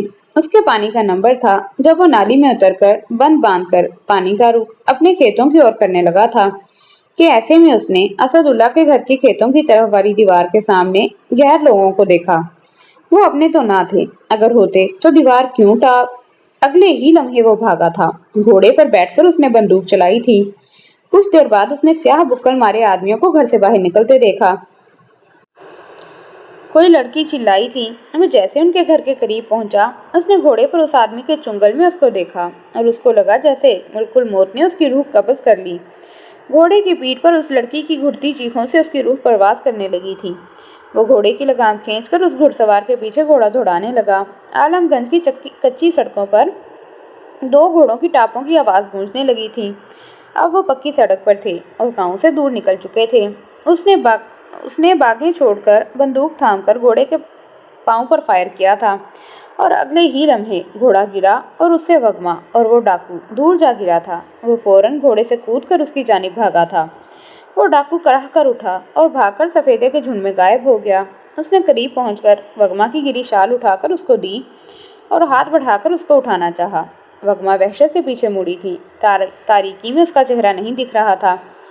मैं हूँ, दौरान। उसने हाथ फिर से बढ़ाया।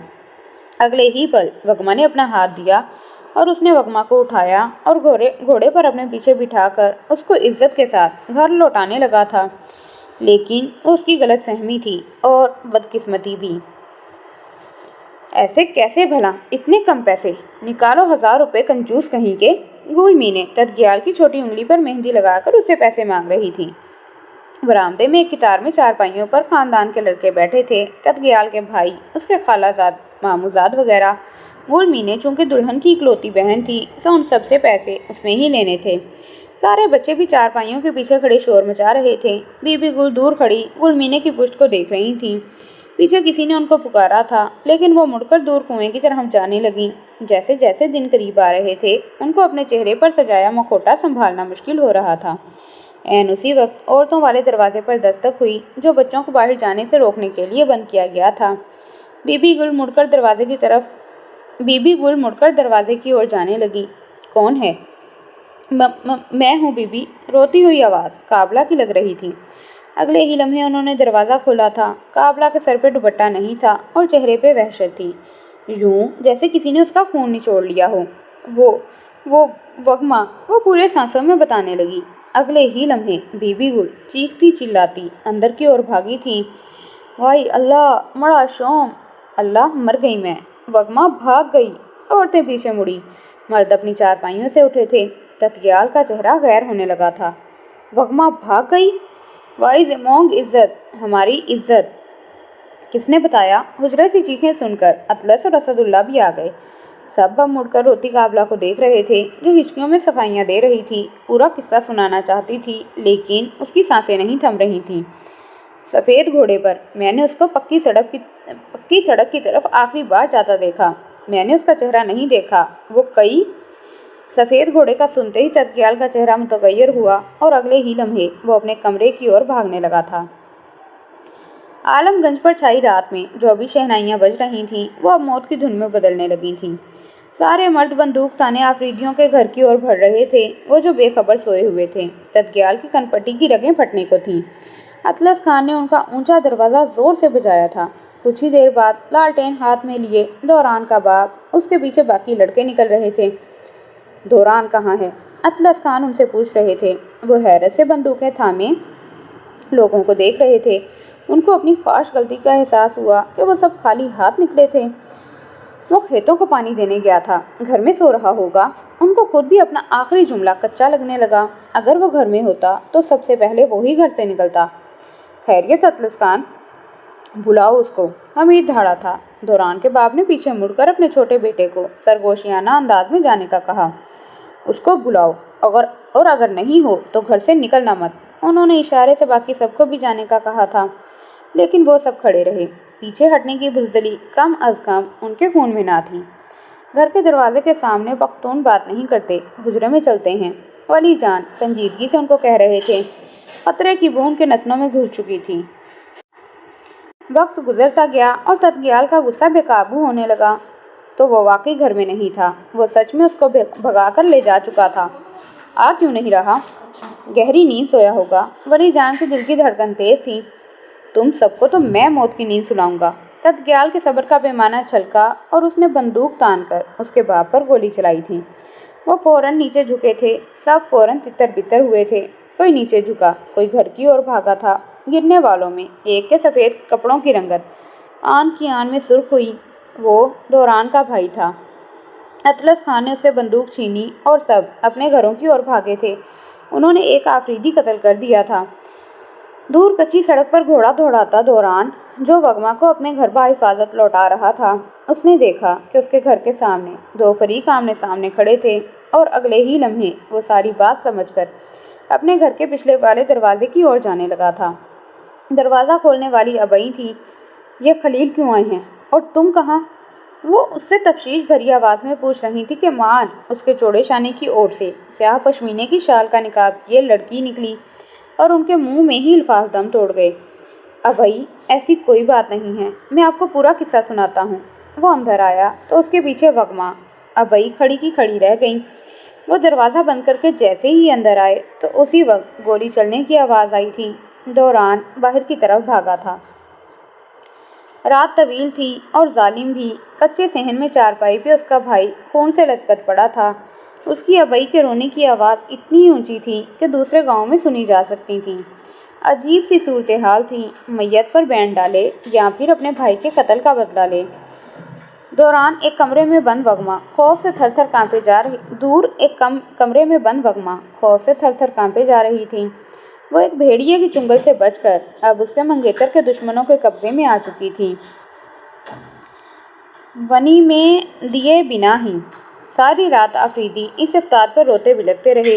अंदर बड़े से कमरे में मर्दों के सामने मुजरिम बना दौरान सफाई पेश कर रहा था। मैं खेत पानी देने गया तो मैंने असदुल्ला के घर डाकुओं को घुसते देखा। मैंने एक दो फायर भी किए। जब मैं करीब गया तो वो असदुल्ला की बेटी को उठाकर ले जा रहे थे। मैंने डाकू का पीछा किया और उस लड़की को बचाया। मैं अपने दादा की कसम खाकर कहता हूँ, मैंने इसको अगवा या इसको भगाया नहीं, वरना मैं वापिस आता ही क्यों। वली जान, जो निढाल से बैठे थे, सर उठाकर उसको देखने लगे। उनको यकीन था कि उनका बेटा झूठा नहीं है। अब कत्ल किया है उन्होंने, तो पहले तो ये दुश्मनी हम निभाएंगे। वली जान की आवाज गूंजी थी। जिरगे में सबको हकीकत बता देते हैं ना। उनका चचा जाद भाई जमान बोला था। भाई मारा है हमारा, खून का बदला खून से लिया जाता है, जिरगे से नहीं। जमान का भाई ही चीख कर बोला था। हमारी बहन का सुहाग उजाड़ा है, हमारे भांजों को यतीम कर दिया है, अब बदला लिया जाएगा। बस हमारे पास तो उनकी लड़की भी है ना, सबसे पहले उसको। जमान के दूसरे भाई के गुस्से में दीवानापन दिखने लगा। पास ही खड़े दौरान ने एक जोरदार थप्पड़ उसके चेहरे पे जड़ दिया। बेगैरत, घर में बैठी है तो इज्जत है, ये भी हमारी अब इज्जत बचाई है मैंने उसकी। भाई के खून की कीमत पर। वो तनफन करता बाहर निकला था। और उस लड़की का क्या करेंगे? तय है ये, कोई सफाई नहीं दी जाएगी अब। जिस बात पे दुश्मनी की शुरुआत उन्होंने की है, अब उसी बात पर हम दुश्मनी निभाएंगे। लड़की भगाई थी तो अब से यही सच है। कुछ दिनों बाद निकाह आएगा और तुम्हारा निकाह पढ़ा दिया जाएगा। अब तो किसी कीमत पे ये लड़की उनको वापस नहीं की जाएगी। ताया का फैसला आखिरी और अटल था। सुबह सूरज निकलने से पहले नूर अल्लाह को दफनाएंगे। हाय बेड़ा गर्क हो, बद किरदार लड़की, दुश्मनी गले में डाल के चली गई, इज्जत तार तार करके हमारी। बेबी गुल सीने पे हाथ मारती रोती जा रही थी। इस कमबख्त को कितना समझाया था मैंने कि उसकी आंखों में हया नहीं है। घर में सारे मर्द सर थामे बैठे थे। अगरचे ये बात तय थी कि तदकियाल ने कुछ बुरा करना था, लेकिन अब हालात बहुत बिगड़ते जा रहे थे। अतलस काका के घर में अभी भी पूरा खानदान इकट्ठा था। बाहर से बीबी गुल के रोने की आवाज आ रही थी। मखतूना बीबी उठी। ये सब तुमने किया है, ये सब तुम्हारा किया धरा है। खून की होली खेली है ना तुमने बीबी गुल। सिर्फ आफरीदियों और मेरी बेटी के दामन नहीं रंगेंगे खून से, तुम्हारे हाथ भी रंगेंगे खून से, अपने खून से। वो काबलू कह रही है कि डाकू थे, क्योंकि वो बाकी कमरों की तलाशी ले रहे थे, और तुम सब मेरी बेटी के किरदार। गुस्से में कहती बख्तूना बीबी आखिर में बेबसी से रो पड़ी। डाकू आए थे, लेकिन घर में जेवर वगैरह सलामत है, और जब घर का माल यूं सलामत हो तो समझ लो कि डाकू की नीयत कुछ और थी। बीबी गुल तंजिया हुंकारा भरती कह रही थी। अंदर मर्द खामोशी से बैठे थे। उनको बाहर से औरतों के लड़ने की आवाजें आ रही थीं। सामने तदगियाल था, गांव में मशहूर गैरतमंद, अब किसी को मुंह दिखाने के लायक ना था। उसकी गैरत, उसकी बीवी, उसकी पख्तो, सब वो आफरीदी भगाकर ले गया था। उसके कानों में उसके चेलों और यार दोस्त की बातें घूम रही थीं। गग किया है, अब कोई आंख उठाकर भी हमारी भाभी को नहीं देखने लगा।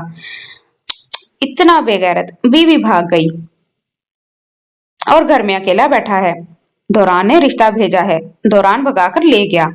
हर बात गश्त उसके कानों में गूंज रही थी। उसका बाप कुछ कह रहा था, शायद आगे का लाया अमल, लेकिन उसके कानों में कई आवाजें गड़मड़ हो रही थीं। जितनी शिद्दत से उसने वगमा से मोहब्बत की थी, उसको पाने की जिद की थी, उतनी ही शिद्दत से उसका एतबार और मोहब्बत का मान टूटा था। अचानक उसने एक किरची उठाई और अपने हाथ पर कट लगाया। खून की एक धार बहने लगी। अब उसके चेहरे पे मुस्कुराहट फैल रही थी। अब ऐसे ही खून बहेगा, गैरत के नाम पर, बेवफाई के नाम पर।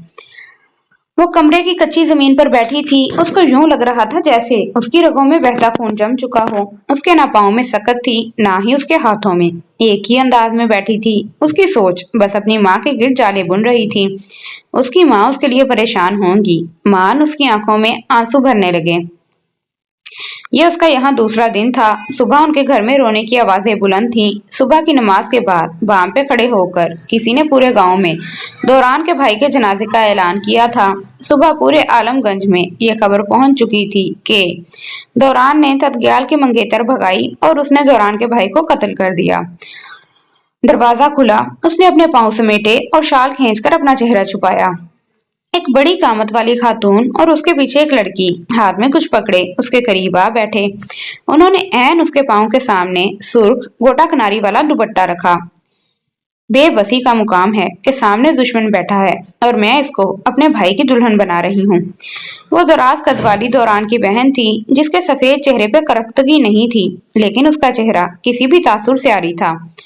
दोपहर को मौला साहब आएगा, तुम्हारा निकाह दौरान, लेकिन आज तत्गियाल से निकाह है। मैं वो तंजिया हंसी। अब तो वो तुमको किसी सूरत तस्लीम नहीं करने वाले। मैयत की सूरत भी नहीं। घर से बाहर कदम निकालने वाली लड़की कभी अपनाई नहीं जाती। लेकिन मैं सब बता दूंगी के वो रुकी। वो खुद ही अपना आगे वाला जुमला बेमायनी समझने लगी, इसीलिए उसकी आवाज धीमी पड़ने लगी कि वो डाकू थे, दौरान नहीं था। किस्मत ने तुम दोनों को ऐसे दोराहे पर ला खड़ा किया कि सच पर अब झूठ हावी है। डाकू आए थे, लेकिन घर के कोई जर सामान की बजाय घर की लड़की गायब हुई। अब झूठ और सच बोलना बेमायनी है लड़की। अब बात दुश्मनी की है और तुम्हें पता है हमेशा खून किस पर बहाया जाता है। वो खामोश रही। उसकी आंखों से आंसू बेआवाज बह रहे थे। औरत पर, यानी तुम इस सब की कसूरवार हो। निकाह कर लो, इज्जत बन जाओगी दौरान की। वरना जिस औरत का कोई नहीं होता, गैर मर्द इस अकेली औरत के लिए भेड़िए बन जाते हैं। फिर वो खातून उसके करीब होकर बैठी और उसके कान के करीब आकर सरगोशी की। और यहाँ कोई मर्द तुम्हारा अपना नहीं है। वो सांस लेना भूल चुकी थी। उसको लगा जैसे आन की आन में वो अपने बरामदे में आ बैठी और कई मर्द दीवार फांद कर उसकी ओर आ रहे हैं। उसके पैरों में सुर्ख गोटा किनारी वाला दुपट्टा था। वो यकटीक उसको देखे जा रही थी। हक मेहर व इवज 2000 रुपए, सिक्का राइजुल वक्त के। तुम्हें वली जान आफरीदी के बेटे दौरान आफरीदी से निकाह कबूल है। आसमान के दामन में तफाकुर से खड़ा सूरज शर्मिंदा हुआ और सहाब की ओर में जा छुपा। कच्चे कमरे में उस घर की सारी औरतें कुछ कमरे में और कुछ कमरे की खिड़की के साथ खड़ी थीं। दूर कमरे में से जरताज भाभी के चीखने की आवाजें निकाह ख्वां के अल्फाज पर भारी पड़ रही थीं। तुम्हें असदुल्ला खलील की बेटी वगमा खलील से निकाह कबूल है। इस कुशादा कमरे में घर के सारे मर्द जमा थे। घर के बीच लकड़ी के सतोन के साथ उसके चच्चाजाद बंदूक गले में डाले उसको घूर रहे थे। अजीब सूरत हाल थी। सब उसके किरदार को शक की नजर से देख रहे थे। उसकी मदद और पाकीज़ा मोहब्बत किस्मत की सितम ज़रीफ़ी की धूल में अटी सबकी निगाहों से ओझल थी। उसका भाई कत्ल हुआ था और उसका निकाह हो रहा था। उसको कुछ भी महसूस नहीं हो रहा था, या वो अपने एहसासात को समझ नहीं पा रहा था। उसके दिमाग की रगें फटने को थी। निकाह ख्वां पूछ रहा था और वो खामोश बैठा था। खामोशी को दादा की बुढ़ी आवाज ने तोड़ा था। जवाब दो बेटे। उसने मुड़कर दादा को देखा। वो अपने मखसूस अंदाज में ऊपर छत को तक रहे थे। सबकी नजरें उस पर जमी थीं। उसने खुद को कहते सुना था, कबूल है। पूरा आलमगंज खामोश था। खेत खाली पड़े थे। रात को खेतों में गिररों की आवाजें गूंजती। इन आवाजों के जवाब में गोली चलाने वाला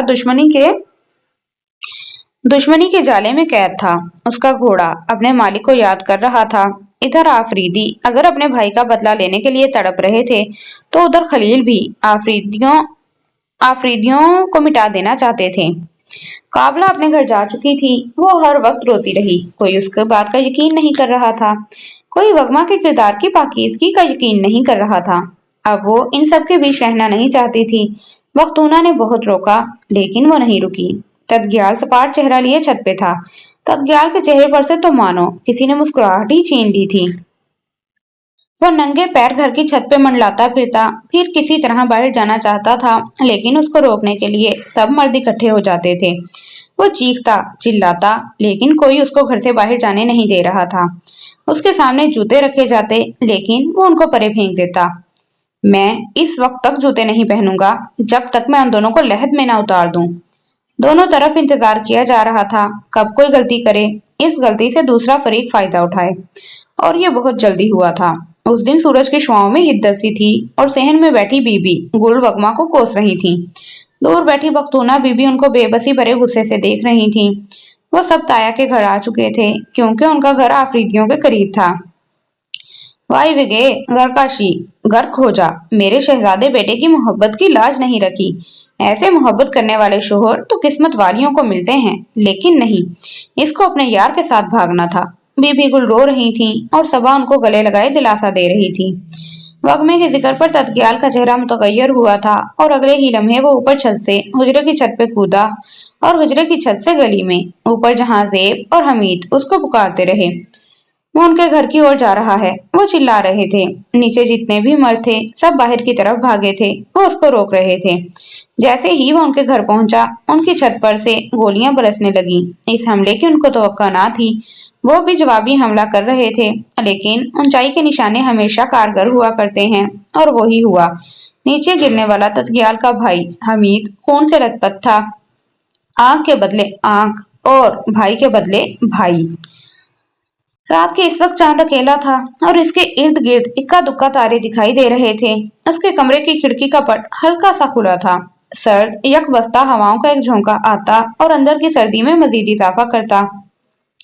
वो चारपाई पे बैठी थी। उसके दाएं जानिब खाना सर्द हो चुका था, बिल्कुल उनकी आंखों में आंसुओं की तरह। अब ये उसकी किस्मत थी, लेकिन वो कैसे कबूल करती, यही उसकी मुश्किल थी। उसके कानों में दौरान की बहन की आवाज गूंज रही थी जब उसने वगमा के सर से शाल हटाकर सुर्ख दुपट्टा रखा था। तुम्हें तो खुश होना चाहिए कि तुम्हें इज्जत बनाकर रख रहे हैं, तुमने तो कुछ भी नहीं खोया। उसने जख्मी नजरों से उसको देखा था। जब बोली तो उसकी आवाज में दुख की किरचियां थी। मैंने कुछ नहीं खोया। वो उदास आंखों से उसको देख रही थी। हाँ, डाकू ने अगवा किया, लेकिन इज्जत बचा ली मेरे भाई ने तुम्हारी। फिर उसकी कीमत भी हमने चुकाई, भाई के खून के एवज। वो तंजिया हंसी हंस दी। कितनी मुजहिका खेज बात है ना। नेकी गले पड़ जाने का सुना था, देख भी लिया। तुम्हारी शादी होने वाली थी, वो भी हो रही है। यहाँ दुश्मन के घर बैठकर भी कोई तुम्हें हाथ नहीं लगा सकता, क्योंकि तुम औरत हो और तुमने कुछ भी नहीं खोया। उसकी आंखें नम हो रही थीं। मैंने कुछ नहीं खोया। बाहर कोई मुझे बदकिरदार भी नहीं कह रहा। मैंने रिश्ते भी नहीं खोए अपने। माँ का, बाप का, बहन का, भाई का। मैंने कोई रिश्ता नहीं खोया। मेरे सर पर ये अरूसी दुपट्टा सजाने वाला भी मेरा अपना है। जिस घर में हूँ, मैं हूँ, वो सब भी मेरे अपने हैं। मैंने तो कुछ भी नहीं खोया। अब वो हंसी थी और उसकी आंखों में आंसू चमके थे। तुम्हें पता है शहाने, किरदार का खोना क्या होता है? नहीं, तुम्हें क्या पता होगा। तुम्हें तो लगता है कि मैंने कुछ नहीं खोया। मैंने अपना किरदार खोया है शहाने। किरदार कोई मुझे अच्छे अल्फाज में याद नहीं करेगा। मैं अब हर किसी की कहानी में एक भागी हुई लड़की जिसके नाम पर कई कत्ल हुए कहलाई जाऊंगी। अब हर बुरी लड़की को कहा जाएगा, ये तो वगमा जैसी है। मैं बदकिरदारी की मिसाल बन चुकी हूँ। इससे बड़ा दुख क्या होता है शहाने। वो दुख से बोलती सब्ज आंखों वाली लड़की आखिर में रो पड़ी थी। शहाने तंजिया हुंकारा भरकर जा चुकी थी। मान दरवाजे पर दस्तक हुई और वो अंदर दाखिल हुआ। सफेद घोड़े वाला जिसने उसकी इज्जत बचाई थी, उसने दुपट्टा खींचकर निकाब किया था। फिर उसको याद आया कि उनके रिश्ते में अब नकाब की कोई जरूरत ही ना थी, तो उसने चेहरा खुला छोड़ा। वगमा ने मुड़कर देखा। वो मजबूत शानों वाले लड़के का अंदाज हारे हुए खिलाड़ी का सा था। झुके कंधे और आंखों में यासियत। वो उसकी तरफ रुख मोड़ के बैठ गया। दोनों के बीच खामोशी आन ठहरी। एक ऐसे बंधन में दोनों बन चुके थे जिसकी ख्वाहिश दोनों ने की थी, लेकिन उसकी भारी कीमत दोनों को चुकानी पड़ी थी। जब खामोशी का दौरानिया बहुत बढ़ गया और वो दोनों एक से अंदाज में बैठे रहे, तो वगमा ने खुद को कहते सुना था, ये रिश्ता मियाँ बीवी से ज्यादा कर्जदार और मकरूज का है। कर्जदार यानी आप, और मकरूज यानी मैं। उस रात आप ना भी आते तब भी मैं बदकिरदार और घर से भागी हुई कहलाती, क्योंकि मुझे ऐसा बनाने में बीबी गुल लम्हा ना लगाती। लेकिन आपने मेरी इज्जत बचाई और जान भी। वो कह रही थी और वो सुन रहा था। और अब जब ये झूठ सच हो ही चुका है, तो आगे की दुश्मनी खत्म। उसकी गंभीर आवाज ने उसका जुमला काटा था। उसने मेरा भाई कत्ल किया है और आपने उसका। ये सिलसिला रुकने वाला तो नहीं, सुलह कर लें और बगैरत कहलाए जाएं। अल्लाह फरमाता है कि अगर मुसलमानों के दो गिरोह आपस में लड़ पड़े तो तुम उनमें सुलह करा दिया करो। वो बोली तो उसका लहजा नरम था। वो उठी और बीच का फासला पाटा। वो उसके करीब आ बैठी। ایسے میں دونوں کی نظریں ملی اور اس نے دیکھا کہ اس گہری سبز آنکھوں کے سامنے اس کے سارے گلے شکوے دلائل سب کے سب مٹی ہو گئے۔ اس نے دوران کا ہاتھ اٹھایا اور اپنے سر پر رکھا۔ میری عزت بچائی ہے تو اب اس کی لاج بھی رکھ لو۔ میرا کہا نہ سہی، اللہ کا کہا مان لو۔ ختم کر دو یہ خون کا کھیل۔ اس کی آنکھیں ایک نیا راز کہہ رہی تھیں۔ وائی زماں حمیدہ ایک دل خراش چیخ کے ساتھ بی بی گل حمید کی چارپائی پہ جا گری تھیں۔ اس کے خون سے ان کا ہاتھ رنگا ہوا تھا۔ دوسری جانب اپنی بیٹی کو سنبھالتی بختونہ بی بی کو اپنی باتیں یاد آ رہی تھیں۔ ان کے گھر کے لوگوں میں ایک بار پھر سے غصہ تھا۔ اب رونے کی باری ان کی تھی۔ بی بی گل کی زبان اب تابانہ بول رہی تھی۔ وائی گے تباہشی، جب تک میت کو دفنایا نہ گیا وہ یہی بد دعائیں دیتی رہی۔ جب رات کو سیاہی چھا چکی تو چارپائی پہ چت لیٹے وہ اپنے ہاتھوں کو گھور رہی تھیں جس پہ ان کے بیٹے کا خون تھا۔ وہ خون اب سوکھ چکا تھا لیکن ہاتھ پھر بھی سرخ تھا۔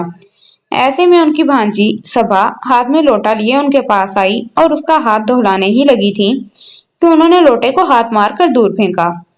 خبردار کوئی قریب آیا۔ سب ان کو دکھ سے دیکھنے لگے۔ وہ گھنٹوں خاموش بیٹھی رہتی اور پھر اٹھ کر اپنے ہاتھ کو گھورتی۔ 2-3 دن گزرے اور اب رفتہ رفتہ سب کو لگنے لگا کہ ان کی دماغی حالت بگڑنے لگی ہے۔ رات کو ان کے کانوں میں ننھے حمید کے رونے کی آواز گونجتی تو وہ ننگے پیر اور سر باہر کی جانب جاتی۔ جب رات کی سیاہی چھا چکی تھی تو چارپائی پہ چت لیٹے وہ اپنے ہاتھوں کو گھور رہی تھیں جس پر ان کے بیٹے کا خون تھا۔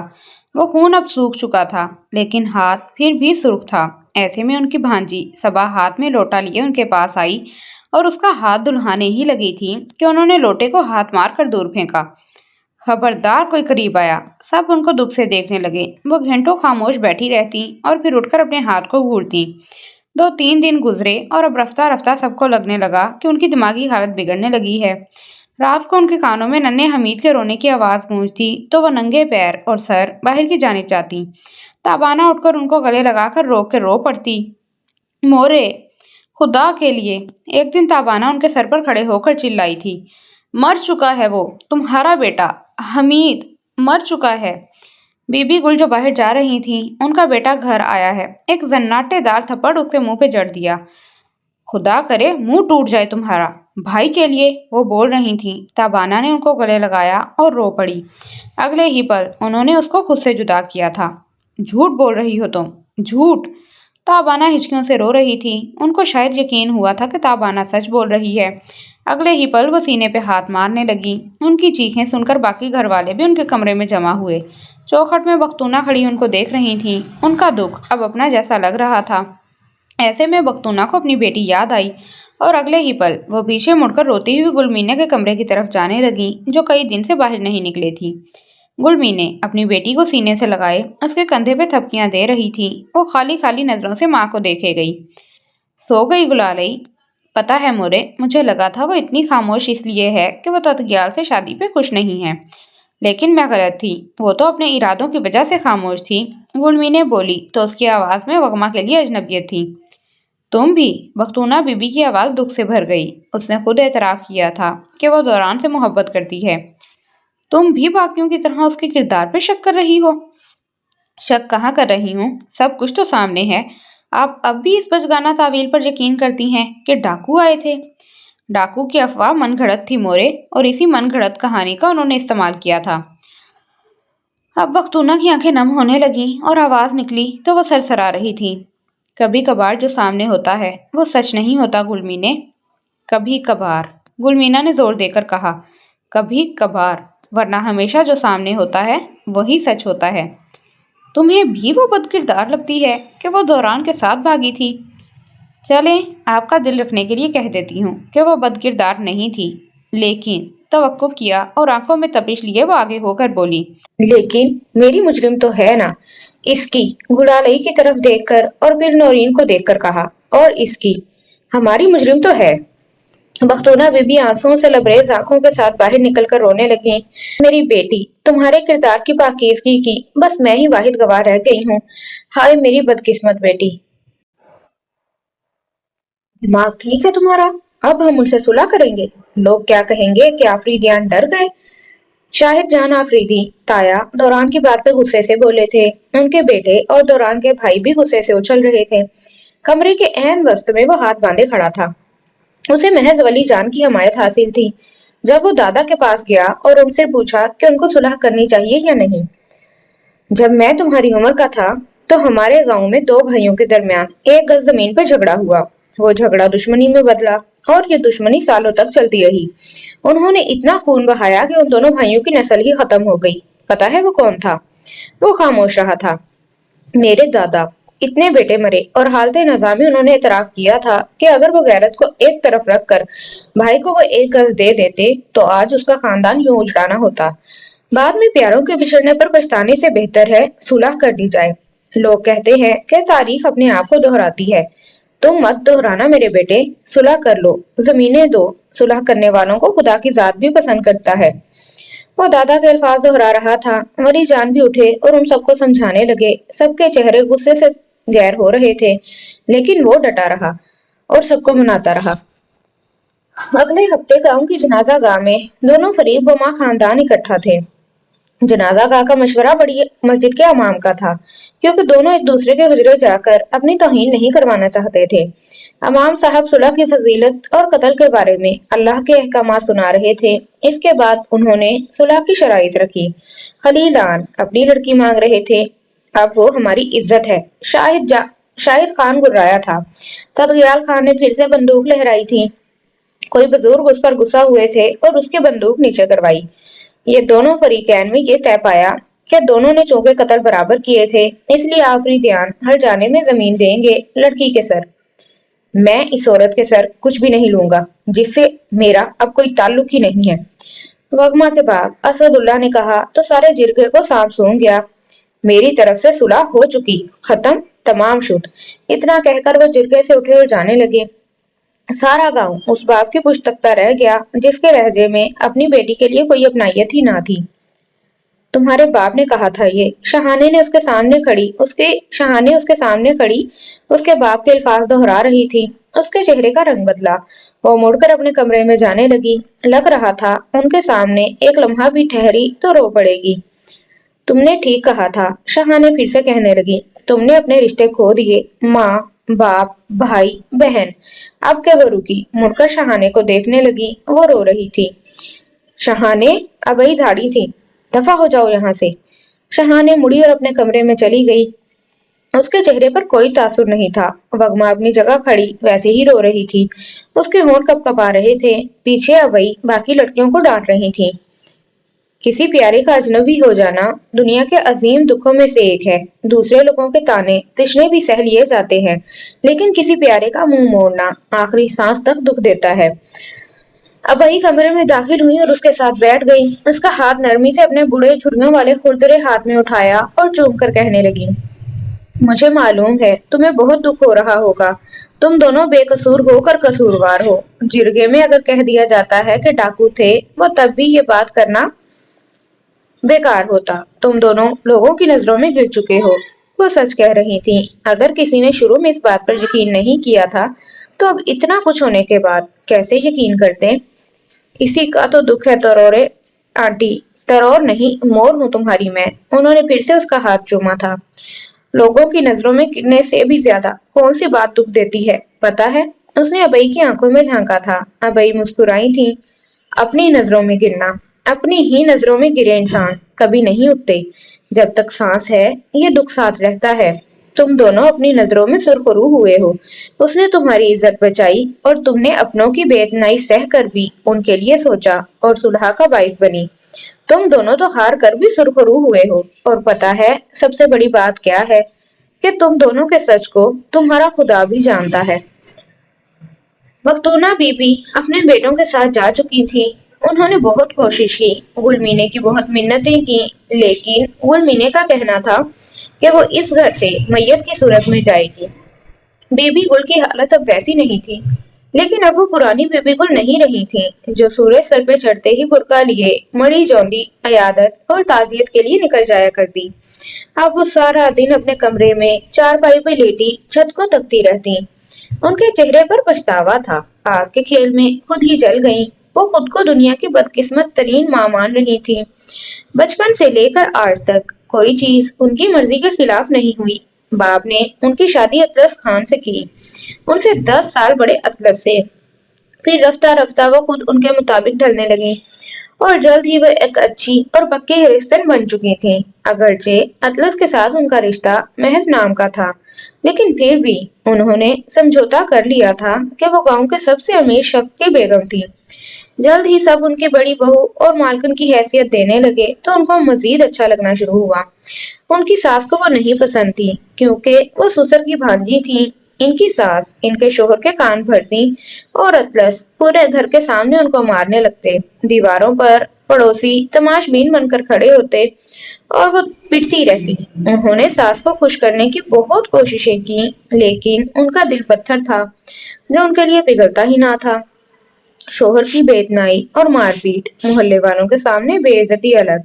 उनको इस सब की इतनी आदत हो गई कि जख्मों पर मरहम रखते वक्त उनकी सिसकियां नहीं निकलती थी।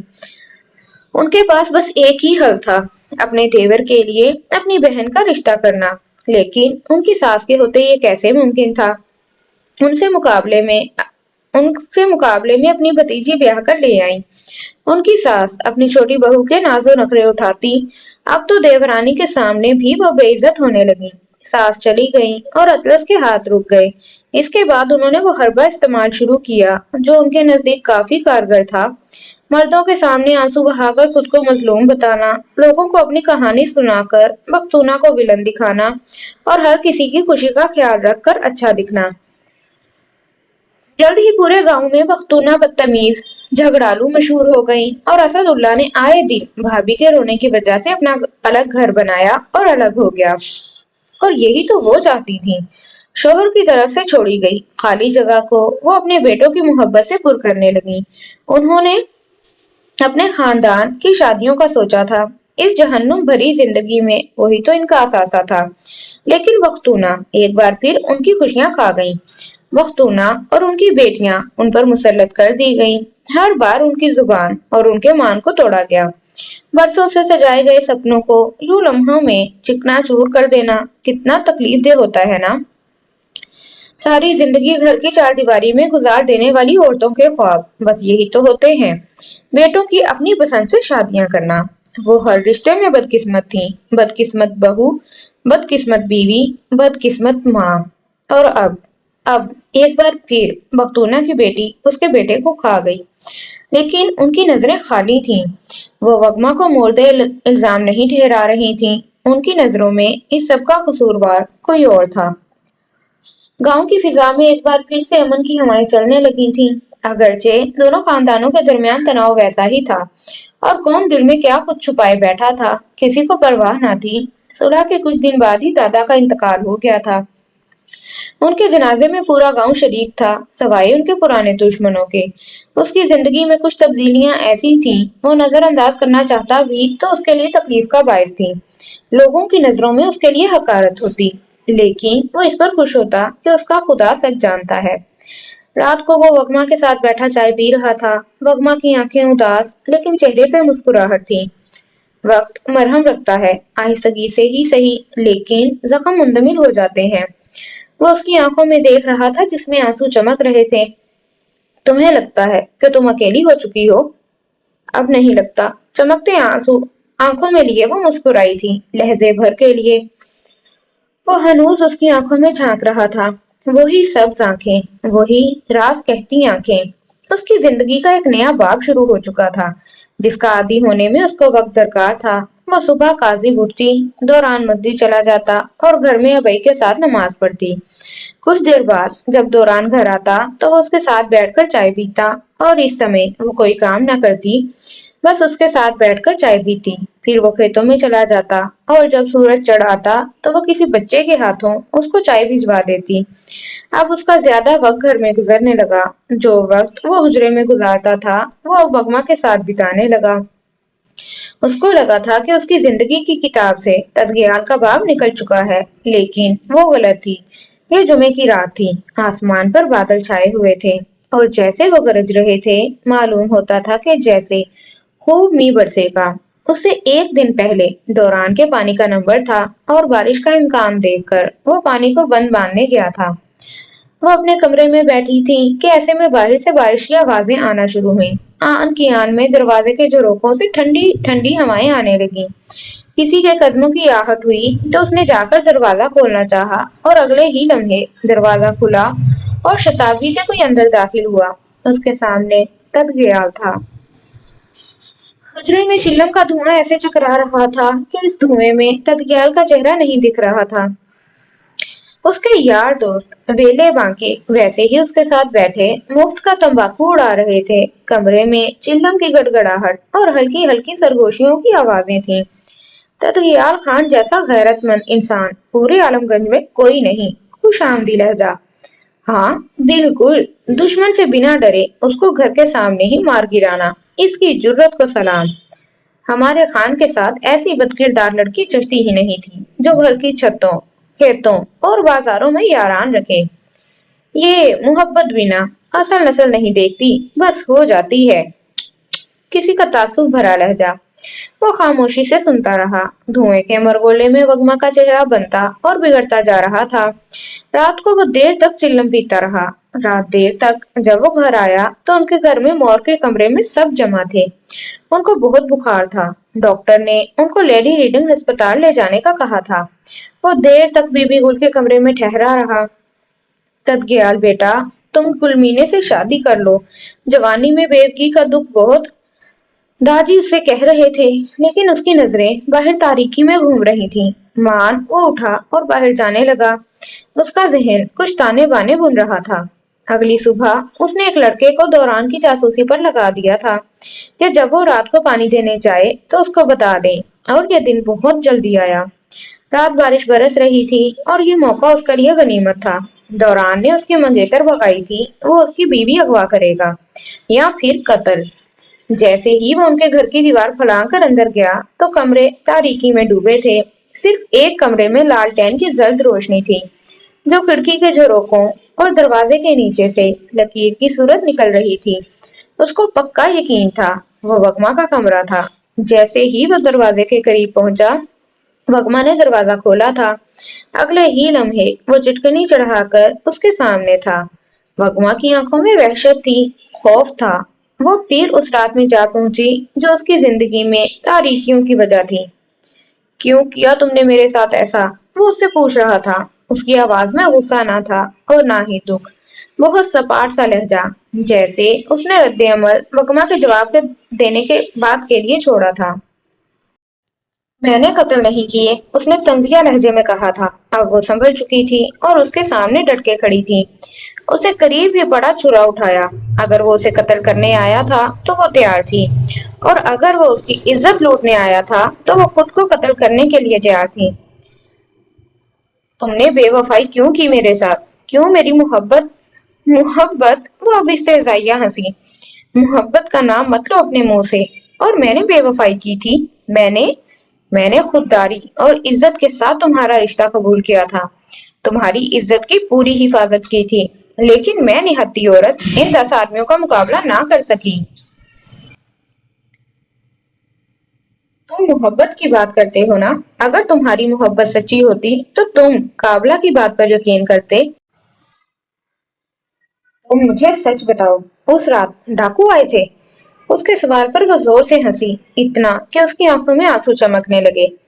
और अब इस सवाल का कोई फायदा है? क्या कर लोगे तुम अब जानकर? जब तुमने उस वक्त गुस्से में अंधे होकर यकीन नहीं किया था, अब जाकर पूरे आलमगंज में ऐलान करोगे कि वगमा असदुल्ला पाक दामन है? कर लोगे? वो आगे बढ़कर उसकी आंखों में झांकते हुए पूछ रही थी। नहीं करोगे। तुम भी अपनी गैरत की वजह से कभी ये एतराफ नहीं करोगे। कर सकते हो। वो उसकी आंखों में झांक रही थी और तदगयाल के जिस्म में रूह बाकी ना रही थी। कुछ देर बाद दौरान बरसाती उतार कर अंदर आया था। मान रुका। दरवाजे की चौखट पे 2 मर्दाना पाँव की छाप थी और उसकी बीवी सामने खड़ी गहरी सांसें ले रही थी। उसकी आंखों से आंसू बह रहे थे। कौन आया था? वो नरमी से पूछ रहा था। वगमा ने दौरान को देखा। उनका रिश्ता इतना कमजोर नहीं होना चाहिए कि वो उससे बात छुपाए और वो उस पर शक करे। तदगयाल आया था, वो उसको बताने लगी। مجھے معاف کر دو وگما، میرے ساتھ چلو، میں تمہیں لینے آیا ہوں۔ بارش برس رہی تھی اور وہ کچے راستے پر جا رہا تھا، اس کے قدم بھاری تھے، بالکل اس کے دل کی طرح۔ گاؤں کی نظروں میں غیرت مند انسان اب شکستہ قدموں کے ساتھ اپنے گھر جا رہا تھا۔ نہیں، اب میں دوران کی عزت ہوں، اب کی بار تمہیں جانے دے رہی ہوں، اگلی دفعہ آئے تو اس گھر سے تمہاری لاش جائے گی، اور معافی مجھ سے مت مانگو، خدا سے مانگو، اس قابل نہیں ہوں میں۔ گھر پہنچ کر وہ سیدھا اپنی ماں کے کمرے میں پہنچا تھا۔ اس کی ماں کی سانسیں بے ربط تھیں، وہ خاموشی کے ساتھ ان کے سامنے چارپائی پہ بیٹھا۔ کافی دیر تک ان کے درمیان خاموشی چھائی رہی، پھر اس نے خود کو کہتے سنا تھا، وہ پاک دامن تھی مورے، اس رات سچ میں ڈاکو آئے تھے۔ وہ خالی خالی نظروں سے ماں کو دیکھ رہا تھا، بی بی گل کی نظریں بھی بیٹے کی طرح تھیں، کسی بھی احساس سے آری۔ مجھے پتا تھا، مجھے ہی تو پتا تھا، بی بی گل بولی تھی۔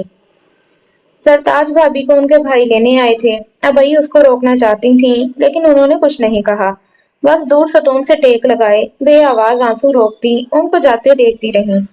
وگما ابئی کے پاس جا کھڑی ہوئی، ان کے کندھے پہ ہاتھ رکھا، ابئی مڑ کر اس کو گلے لگا کر رو پڑی۔ اپنے پیاروں کو بنا روکے جانے دینا کتنا تکلیف دہ ہے نا، وہ سمجھ رہی ہوں گی کہ مجھے اس سے محبت نہیں ہے، اسی لیے الوداع نہیں کر رہی ہوں۔ وہ ان کو گلے لگائے کہہ رہی تھی، یہ بنا روکے جانے دینا ہی تو محبت ہے، وگما نے کہا تھا۔ ایسے میں ان کے محلے کا ایک بچہ داخل ہوا اور اس کے پاس آ کر کہنے لگا، وگمے آپا، وہ بی بی گل حالت نزا میں آپ کو دیکھنا چاہ رہی ہیں۔ کہہ رہی تھیں اس کو اللہ کا واسطہ دینا وہ مجھ سے ملنے آ جائے۔ وہ یک ٹک بچے کی اور دیکھتی جا رہی تھی، پھر اس نے مڑ کر ابئی کو دیکھا، ابئی نے اس کا ہاتھ پکڑا اور نرمی سے دبایا۔ کوئی تمہیں نہیں روکے گا میری بیٹی، تم جانا چاہتی ہو تو چلی جاؤ، یہ اب تمہاری مرضی ہے۔ وہ مڑی اور برقع اٹھایا اور اس بچے کے ساتھ ہو لی۔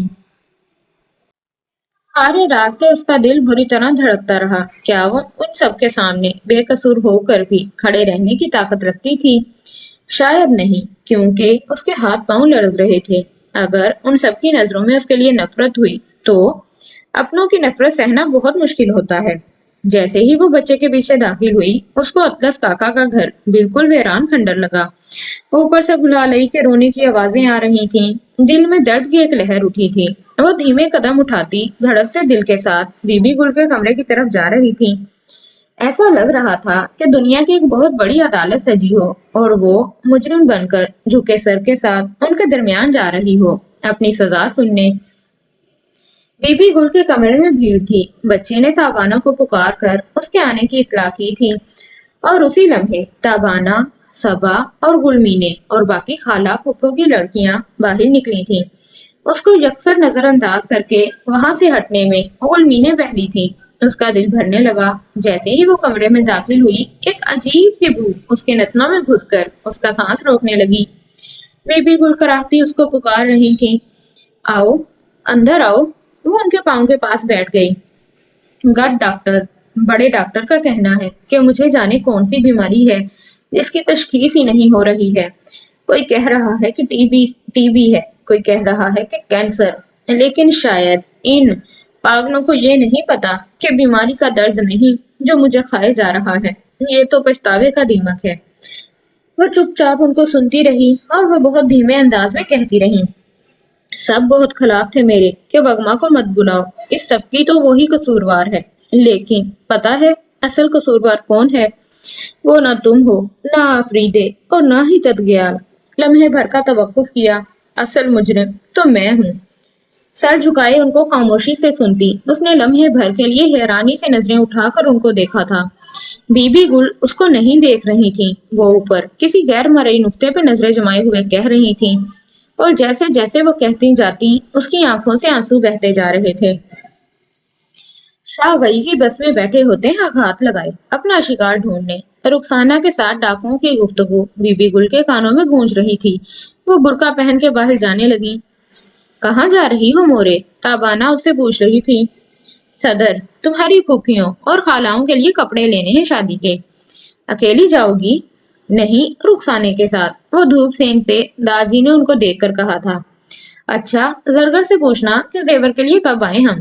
اور سر ہلاتی باہر نکلی تھی، حجرے سے تانگے والے کو بلایا، پھر اسٹاپ تک جانے والی سڑک پہ گھوڑی جھوڑ رہی تھی۔ بی بی گل رخسانے کے گھر کے سامنے رک کر تانگے سے اتری، لیکن پھر کچھ سوچتے ہوئے رکی اور اگلے ہی پل واپس تانگے میں جا بیٹھی۔ چلو، شاہ گئی کی بس میں بیٹھے ہوتے ہیں، گھات لگائے اپنا شکار ڈھونڈنے۔ کھیتوں کا سلسلہ ختم ہوا اور کچی سڑک شہر کی اور جاتے پکی سڑک سے جا ملی تھی۔ بی بی گل برقع الٹائے اور برقعے کا کونا مروڑے ناک تک چہرہ چھپائے کھڑی تھی۔ ماہن دور سے بس آتی دکھائی دے رہی تھی۔ بس کے داخلی دروازے میں کنڈکٹر کھڑا تھا، اس کے سر پہ میلی کچیلی ٹوپی تھی، وہ اپنی مخصوص پھٹتی آواز میں شور مچا رہا تھا۔ خیبر بازار، صدر، وہ جگہوں کے نام لیتا چیخ رہا تھا۔ ان کو اسٹاپ پر دیکھ کر کنڈکٹر نے رکو کی ہانک لگائی تھی۔ بی بی گل آرام سے اوپر چڑھی تھی، اندر ان کو سیٹ بھی مل گئی۔ ان کے ساتھ بیٹھی عورت فربہا تھی اور گود میں بیٹھے بچے کو سلانے کی کوشش کر رہی تھی۔ کہاں جا رہی ہو خورے؟ بی بی گل نے تیز آواز میں پوچھنا شروع کیا۔ ان کی آواز ہمیشہ سے گونجدار تھی، یوں کہ 2-3 سیٹوں تک ان کی آواز سنی جا سکتی تھی۔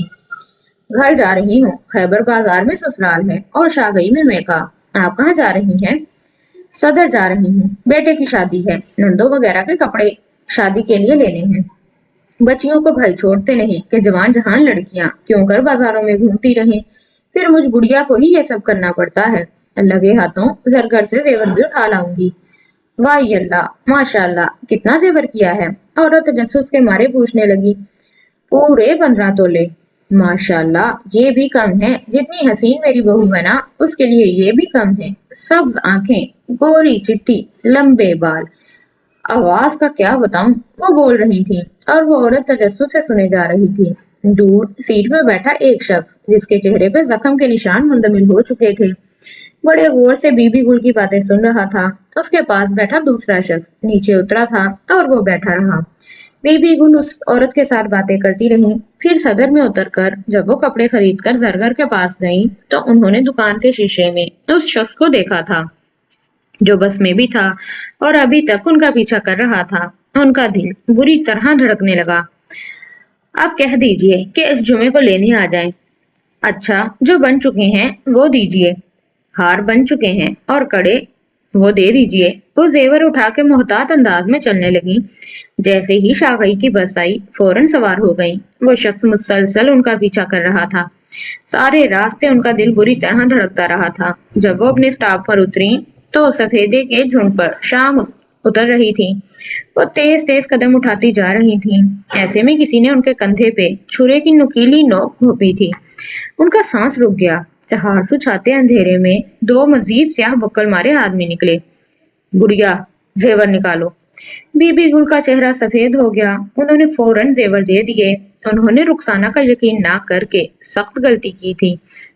اب وہ بس والا آدمی ان کے سامنے آیا اور ان کے گلے میں چھرا لگا کر پوچھنے لگا، وہ حسین بہو وہ کہاں رہتی ہے؟ شادی ہونے والی ہے نا تمہارے بیٹے کی، بتاؤ اگر جان پیاری ہے۔ خدا کے لیے وہ معصوم ہے، اس کو کچھ مت کہو۔ ہائے، وہ معصوم ہے، اس ڈاکو نے ان کی بات دہرائی۔ وہی تو چاہیے، معصوم، حسین، سارا مزہ تو اسی میں ہے جس طرح تم نے بتایا۔ اب اس لڑکی کو حاصل کرنا گلاب خان کی اولین ضد ہے۔ گلاب خان نامی ڈاکو نے ان کے گلے پہ چھرا پھیرا۔ خون کی ہلکی سی بوند ان کی جھریوں زدہ گلے پر بہنے لگی۔ ان کا چہرہ خوف سے فک ہو رہا تھا۔ کچی سڑک کے ساتھ کھیتوں کے سلسلے ختم ہوتے ہی پہلا گھر، مہندی اگلے ہفتے جمعے کو ہے۔ ڈاکو نے ان کے گلے پر سے چھرا ہٹایا اور راستہ چھوڑتے ہوئے کہنے لگا، جاؤ بی بی۔ بی بی گل گٹھری اٹھا کر جلدی سے جانے لگی۔ جیسے ہی وہ تھوڑی دور چلی تو ان کے چہرے سے خوف فوراً غائب ہوا اور ایک گہری مسکراہٹ ان کے چہرے پر پھیلنے لگی۔ شاگئی کی بس میں بیٹھے ہوتے ہیں، گھات لگائے اپنا شکار ڈھونڈنے۔ ان کو رخسانہ کی بات یاد تھی، تب انہوں نے یہ لاہے عمل ترتیب دیا تھا، بس میں بیٹھ کر وگما کی تعریفیں کرنا، زیور اور شادی کی تفصیلات دینا۔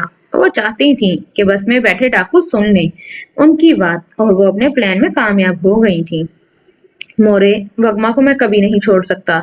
گھر کی اور جاتی بی بی گل کا چہرہ مسکراہٹ لیے تھا، بے رحم مسکراہٹ۔ اور اگر وہ چھوڑ دے تمہیں تو؟ ان کی اپنی آواز ان کا پیچھا کر رہی تھی۔ वगमा की आंखों से आंसू बहते जा रहे थे। वो यकटीक बीबी गुल का स्याह होता चेहरा देख रही थी। एक पल के लिए उसको लगा कि जैसे ये स्याही बीमारी की वजह से नहीं, उनके अमाल की मरहूने मिन्नत थी। तुम्हारी माँ ने सच कहा था। जो खून की होली मैंने खेली थी, वो मेरा अपना ही खून था। अपने ही खून से हाथ रंगे मैंने। वो फौरन वहां से उठी, अपना बुर्का उठाया और जाने लगी। जैसे ही वो दरवाजे तक पहुंची, बीबी गुल की नहीफ आवाज ने उसका पीछा किया और उसके कदम वहीं जंजीर हुए। तुम कहो तो मैं सबके सामने एतराफ कर लूंगी, लेकिन मुझे माफ कर दो, खुदा के लिए, सिर्फ खुदा के लिए।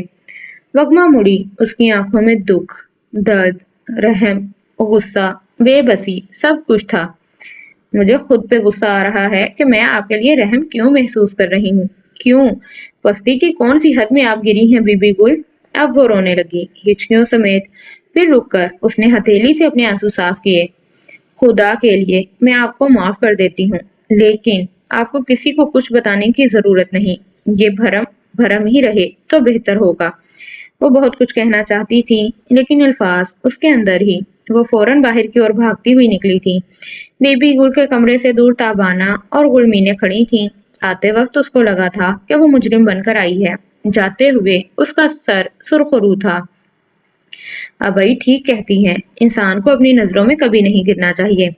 गुलमीने ने एक तकती हुई नजर उस पर डाली और उसका दिल पिघला। उसका दिल चाहा वो जाकर उसके गले लग जाए। उसने 2 कदम उसकी जानिब बढ़ाए, लेकिन फिर रुकी और मुड़कर दहलीज पार कर गई। उसको किसी की हमदर्दी भीख में नहीं चाहिए थी। उसको अपनी इज्जत नफ्स अजीज थी।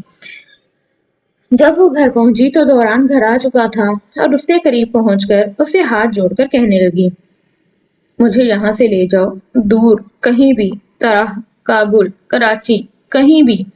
दौरान ने देखा कि इन सब्ज आंखों में वो सब्ज आंखें उसकी मिन्नत कर रही थीं, इल्तिजा कर रही थीं। वो सारी उम्र अपनों में रहकर ही अपनों की बेइतनाई कैसे सह सकती थी। उस बाप की जिसने माँ को कसम दे रखी थी कि वो उससे नहीं मिलेगी। उस बहन की जो उससे नफरत में मुंह मोड़े हुए थी। दौरान ने उसके बंधे हाथ पकड़कर नरमी से दबाकर मुस्कुराकर इस बात में सर हिलाया था। तरह के इस कच्ची मट्टी से बने दौरान के आबाई घर में वो लकड़ी के सतून से टेक लगाए बाहर के मंजर देख रही थी। बुझते शोलों की सी सपहर की रोशनियां उसके घर की कच्ची दीवारों से सरक रही थीं। दूर पहाड़ों में सूरज डूब रहा था। उसकी आंखों में जासियत नहीं थी। पीछे किसी ने उसके कंधे पे हाथ रखा था। उसने मुड़कर देखा। स्याह कपड़ों पर मिट्टी के रंग की शाल ओढ़े और सर पे चित्राली टोपी पहने दौरान हाथ में रुबाब लिए उसकी ओर हाथ बढ़ा रहा था। आओ मोहब्बत के गीत गाएं, अपनी कहानी के गीत। उसके अंदाज पर वो मुस्कुराई और उसके हाथ में अपना हाथ दिया। लोग उसकी कहानी सदियों तक सुनाएंगे। आप लोगों की कहानी में ख्वाह कितने बुरे हों, आपको अपनी कहानी में अच्छा होना चाहिए। और जैसे हर कहानी का खासा होता है कि हर जुबान पर चढ़ती वो कई रंग बदलती हैं, ऐसा इस कहानी के साथ नहीं हुआ, क्योंकि इसको इब्तिदा में ही बदला गया था। लोगों को आज भी नहीं पता कि ये कहानी वगमा की थी। वो बेकसूर, वो बाकिरदार, बावफा और खुददार वगमा की, जिसने खुदा के लिए सबको माफ किया। ये इस बहादुर दौरान आफरीदी की कहानी थी, जिसने एक औरत की इज्जत बचाई, जिसके बदले दुश्मनी गले जा पड़ी, लेकिन फिर भी उसने इस इज्जत की खातिर सुलह की। ये उस बुज़दिल तत्गयाल की कहानी थी, जिसने लोगों के बेगैरत कहलाने के डर से वगमा को हमेशा के लिए बदकिरदार बना दिया। वो हथेली थोड़ी तले रखे मुस्कुरा रही थी और अपनी मोहब्बत को देख रही थी। वो अकेली नहीं थी, खुदा ने उसको अकेला नहीं छोड़ा था। डियर हेमराइट्स मेंबर, यहीं पे हमारी स्टोरी का इख्तिताम होता है।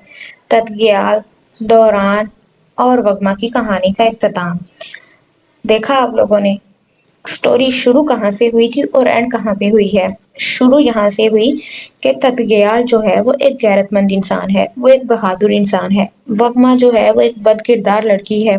जब भी किसी लड़की को ताना देना होता है तो वगमा का नाम लेके दिया जाता है कि ये तो वगमा के जैसी बदकिरदार है। और जो दौरान है वो एक बुज़दिल, वो एक बेगैरत और पता नहीं न जाने वो क्या क्या है। लेकिन स्टोरी के एंड तक आते आते स्टोरी बिल्कुल ही हमें दूसरा एक कहते हैं ना सिक्के के 2 रुख होते हैं या तस्वीर के 2 रुख होते हैं, तो तस्वीर का दूसरा रुख हमारे सामने आ जाता है। तो और इसमें एक ये चीज़ मुझे अच्छी लगी है कि वगमा ने खुदा के लिए जब माफ़ किया, तो उसने वाक़ई खुदा के लिए माफ़ किया। उसने ये डिमांड नहीं रखी कि अब तुम मुझे लोगों की नज़रों में भी सुरख़रू करो। वो इस पे मतलब कि सैटिस्फाई है कि मैं अल्लाह की नज़रों में सुरख़रू हूँ, मैं अपनी नज़रों में सुरख़रू हूँ, तो बस मेरे लिए काफ़ी है। मुझे ये सबकी नज़रों में सुरख़रू नहीं होना। हाँ, अगर आपका एक भरम कायम है, तो बीबी आप अपना भरम कायम रखें। आप मौत के टाइम पे आके अपने उसको ख़त्म ना करें और लोगों की नज़रों में बुरी बन के ना जाएँ। और एक तरह से देखा जाए तो वो बीबी के साथ भी ज़िंदगी भर ज़ुल्म होते रहे हैं। जैसे आप लोगों ने देखा ही कि उसका जो हस्बैंड था वो उसको मारता था, उसकी सास उसे मतलब मार पड़वाती थी। तो ये सारी चीज़ें जो होती हैं वो इंसान को साइकोलॉजिकल तौर पे बहुत अफ़ेक्ट करती हैं और वो अपनी इन महरूमियों का बदला, अपनी इन तकलीफ़ों का बदला किसी दूसरे से लेना चाहता है। जैसे कि जो इसमें बीबी हैं वो लेना चाहती थीं, वो वगमा की माँ से बदले लेना चाहती थीं, उनको नीचा दिखाना चाहती थीं, वगमा को नीचा दिखाना चाहती थीं और एट द एंड क्या हुआ कि उस सारे किस्से में वो अपने बेटे से ही हाथ धो बैठी। तो मुझे ओवरऑल ये कहानी बहुत अच्छी लगी। आप लोगों को कैसी लगी कमेंट्स में बताइएगा और चैनल को सब्सक्राइब कर दीजिएगा, वीडियो को लाइक कर दीजिएगा और मुझे दुआओं में याद रखिएगा। ओके जी, अल्लाह हाफ़िज़।